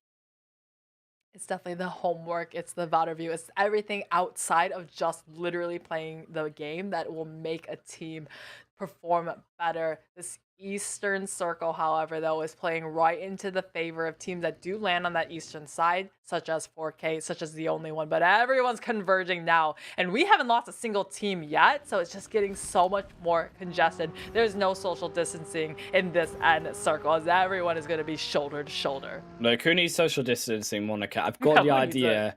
If you just send down fireballs from the sky, you just burn all the germs or the players away, right? I mean, Yes, that also exactly. gets them closer in the zone and gets them to fight, and that is exactly what we're after, because us as mean people, Monica, want these team fights to happen. Yeah, just manifest a mini red zone just on top of your enemies right where they just are. send 5v1s all just who needs, right, red zones outside the zone? How about we just make the entirety of the play area a red zone 2? That's the 4K IQ strategy, and Lord didn't want any of it. He heard our calls and it was just like, I'm out, guys, I don't want any. He's like, I don't want to finish out this match anymore. I'm gonna leave everyone else to go for it. And Enigma Galaxy, I mean, this is kind of, they're notorious for these kind of no information, last ditch rotations, that they're losing players one by one on the rotate, and so they just need to figure out their timing, right? Because clearly this middle game rotation is not working well for them, as they're just rotating blindly through all of these teams. Salam, SKYROCKET gonna almost find Freak, but the only one will find down Clever there. Hamodi will be able to grab it up, but it's a 1-for-1 as NIGMA did lose out that extra member, and as a result need to come over and make the revive, but it's a very difficult position to do so. They will lose Freak, they may even lose Rauf now as well. I mean, they need to kind of cut their losses here, right? They have 2 members still left alive in the middle of the field, 1 vehicle to call for cover, with all the teams like SKYROCKET, like Triple Esports, all next to them, lobbying resources towards them. And it's going to be so difficult for them to get out of here. Now, they have a little bit of a dip at Triple Esports that unfortunately Enigma Galaxy does not have, as Rauf, he does find his end, knocked now from SKYROCKET, and they know it's going to be 1 left alive, and they want to clean up their food. SKYROCKET's setting themselves up on the hillside. They miss out, though, on that elimination. I believe the only one claimed that one away just before SKYROCKET could reach it, and as a result, now under fire in their position, will be back on retreat as quick as they came, and SKYROCKET, for now, going to actually abandon the buggy and get 2 inside the vehicle. So it is, I think, a risky strategy, considering I don't believe SKYROCKET have a secondary vehicle here. It may be the only one they own. Unfortunately, their punching bag, that is Kurd 12, is not really in this lobby. Only one just hanging on by a thread. This one though, this phase, it's going to be hugging the northern side of the mansion while having all that open field. There really is no compound to have in this circle. Maybe one, maybe two, but they're going to be very small. So we're going to have a lot of open fields and using the vehicles as cover and maybe just hiding behind a tree or a rock. Yeah, and again, this road as well, and these kind of dirt paths and the more open fields really do separate a lot of these teams quite far away from the center of that zone. So all of them really being forced this time to play on the edge rather than that south side or that northern side up towards Mansion. But Mansion with its own difficulties, I think, can also become a little bit of a too safe point where teams like 4K maybe find it suddenly difficult to rotate. Esports do center out on that northern side around them. Twisted Minds not allowing RA any room within this circle. They've been shot actually from the back end side. R8 actually, wow, in one fell swoop they just couldn't even get inside, not even able to feel that AC inside the warehouse. And Twisted Minds from the back end of Shelter, great for them to collect on these eliminations, and now they have a free rotate into this next phase. And now POWR too, with those 2 eliminations, looking for the art museum. But is Twisted Minds already there inside the smoke? So it will be POWR, a secondary fight that they have to take up. Major Pride also on the big rotation through, won't lose any members for now. But you can see in the elimination feed, NIGMA will take out another of GEEKAY, as GEEKAY having a bad time, and the big 1-for-1 trade by Twisted, but the extra shots come through, and it is POWR who find themselves eliminated. 6 eliminations so far. NIGMA will fall down to triple, and Clever scoring out them in 14th. It's actually funny, Twisted Minds did wipe out, was it R8 before, and immediately POWR came and just scavenged off those crates, trying to loot up and take the resources, and then Twisted Minds said, no, those are for us, we already claimed them, and came and took them out as well. But like you said, GEEKAY, wow, they are taken out so early in the match, so I guess it's going to open the pathways for some of these other teams to finally get a chicken dinner on Erangel. No, 66.7% chance this time, Monica. It's the other hand. It's the lower percentage. And for all of you that put your money where your mouth is for GEEKAY, shame on you, because it is another team that will be able to get this victory today. But it's not RTG, as they will be the next to slip under. Next to slip under, Twisted Minds starting to mobilize, coming out of the warehouses. They have just the edge of this circle. It may shift off to them in the next one, but the only one they're watching with the DPs, the triple esports as well. Just a little bit from YALLA. We've seen some unfortunate experiences in the matches today for YALLA, but they're able to hide behind some of the trees now, starting to get in their vehicles as they're on that eastern side. And I'm actually interested in the fact that no team really has taken up a position on Prison, actually, and not really used those hills that are available. A lot of them all focusing on these other spots of the zone, which really is a shock considering that Prison is one of those really more strength positions of this. So now I'm expecting it Rad should move into those hills now. NASR may also try to do the same, but it will be more difficult because they have a steeper hill to climb, whereas Rad have a very easy elevation up and will already send one player correctly into this prison compound.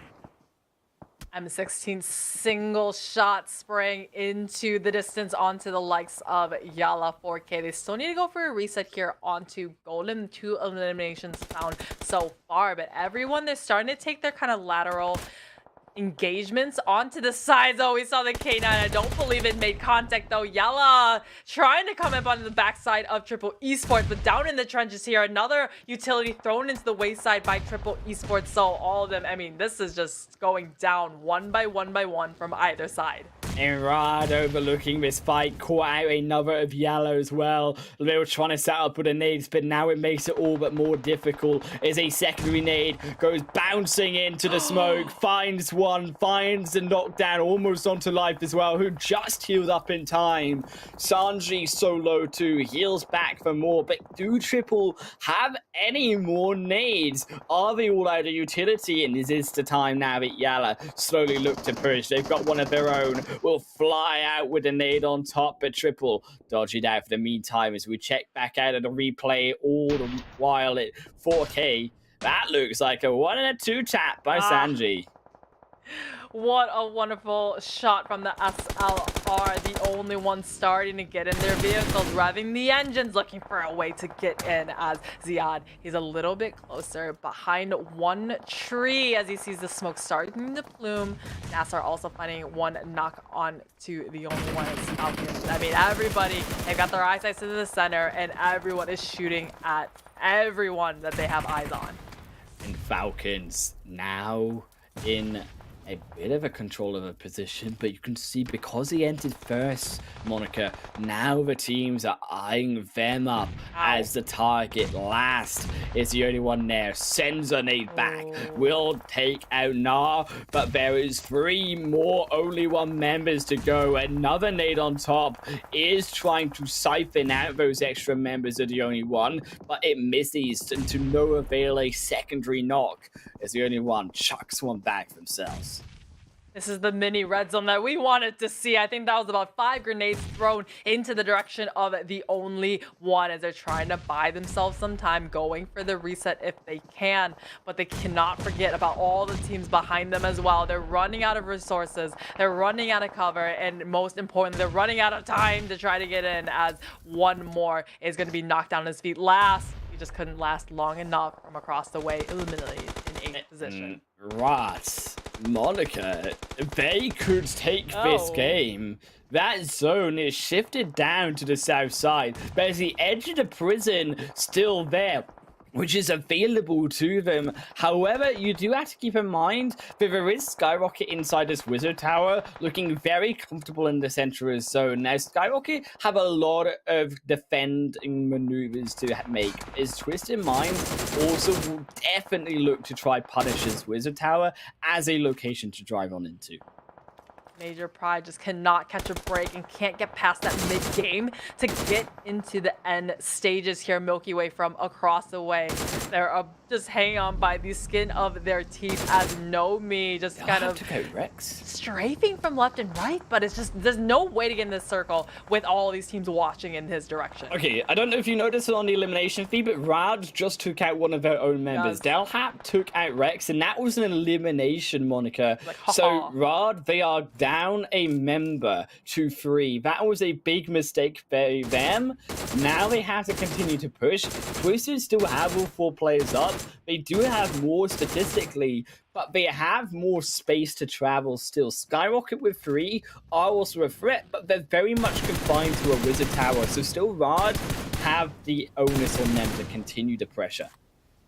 Yeah, that teammate was just couldn't stay up, was burning all the resources. And they're like, you're our handicaps, we're gonna take you out of the match in return. But 11 eliminations found so far from Rad up on top. Kato still with that DP, going for a quick reload as he's watching to clear out the solos. It's gonna be golden on the receiving end though. He's tanking the blue zone damage. Well, I guess just pick your poison, blue zone damage or the DP shots from Rad. It looks like Rad realistically do want, of course, those extra DP shots. You know they want those elimination points. It's 4K. Try their best to step in onto that zone, but immediately expired by the rest of Rad's bullets. Looking over Twisted Minds, Dami pinned down on the tree line. They try fire back, keeps Delhap at bay for now, but Twisted Minds need more than at bay to be able to push forward, because keep in mind, SKYROCKETs are still there as well. Yeah, SKYROCKET in the sandwich in between these 2 titans of the lobby. They've got a drop landing right in between Twisted Minds and SKYROCKET, so I'm wondering if anyone is bold enough to go for that.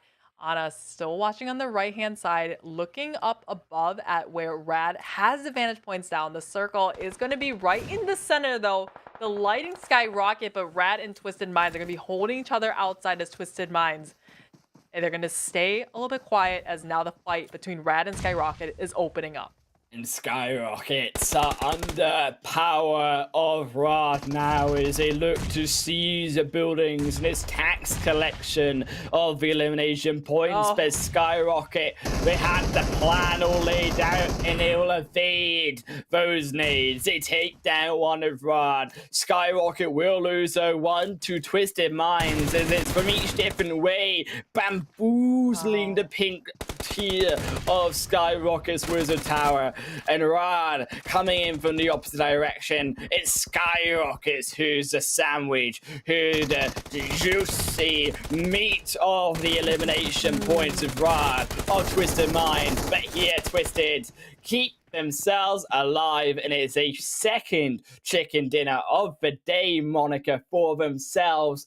They are the ones that are the juiciest of chicken dinners for themselves. It seems like such a pattern with these teams that they win one match. They seem to do well once again in the match for the next one. I mean, you see on GEEKAY, right? They won the first game today. They had a great Miramar and then won the third one as well. So Twisted Minds, I mean, they heard us kind of beating them down as they were falling on the standings. They know we got to redeem ourselves, and they're clawing their way up back. But that was such a great performance. I don't think Twisted Mind could have played that any better. Like Twisted Minds, it was a battle of patience for their moniker. They got that patience on board and were justly rewarded for it with those match rankings, as we can see, $1,000, but also 26 points, 14 eliminations though for Rad, who take those 26 points. And that was a very important game, despite not getting the win for Raz, because as we said, Monica, coming into this was the last chance for teams this weekend to get their points, and Raz were one of those teams who needed just that. It was a lot of aggression on their part, and getting that 1 point advantage over Twisted Minds was great from them. Actually, 4K was at 6 eliminations, and I don't remember seeing them kind of right towards the end. Remember their crawl, the last one was, who was it, Golden, I think, who was trying to crawl in and drive on in. But that was a lot of eliminations found too, because they went out, what, 4th position, I think? It was able to still get higher than 2 other teams right below. Right, and I think for the only one in SKYROCKET, again, getting those 12, 11 points, it's not the major points that Rad really got in that game, but it's still points nevertheless, and it is above the average that teams really do look for in terms of per game average points in these Super Weekends, which is lying about that 7 or so mark. So doing well in this final game, all of these kind of teams who needed the points statistically. However, I think still more needs to be done. And as we check out that next page, we have to remind ourselves that there were teams who need those points that didn't get them, such as Curtwell for the Falcons there. Of course, the most surprising was GEEKAY Esports going out so early in the match. But, I mean, they hurt us, right? We said, we got to nerf GEEKAY, and the teams kind of all ganged up on them and took them out earlier. So, you know, try to give other people a chance. Sharing is caring, to try to get in a chicken dinner at the end of the match. Look, I mean, sharing Twisted Minds, this is their second of the day, Monica. They'll take the entire platter when it comes to the chicken, the Lex, as we check out those overall standings, so of where that puts Twisted Minds back in that top 5 with 249 points, but it is very much leading the charge in that pole position, 364 for GEEKAY. Wow.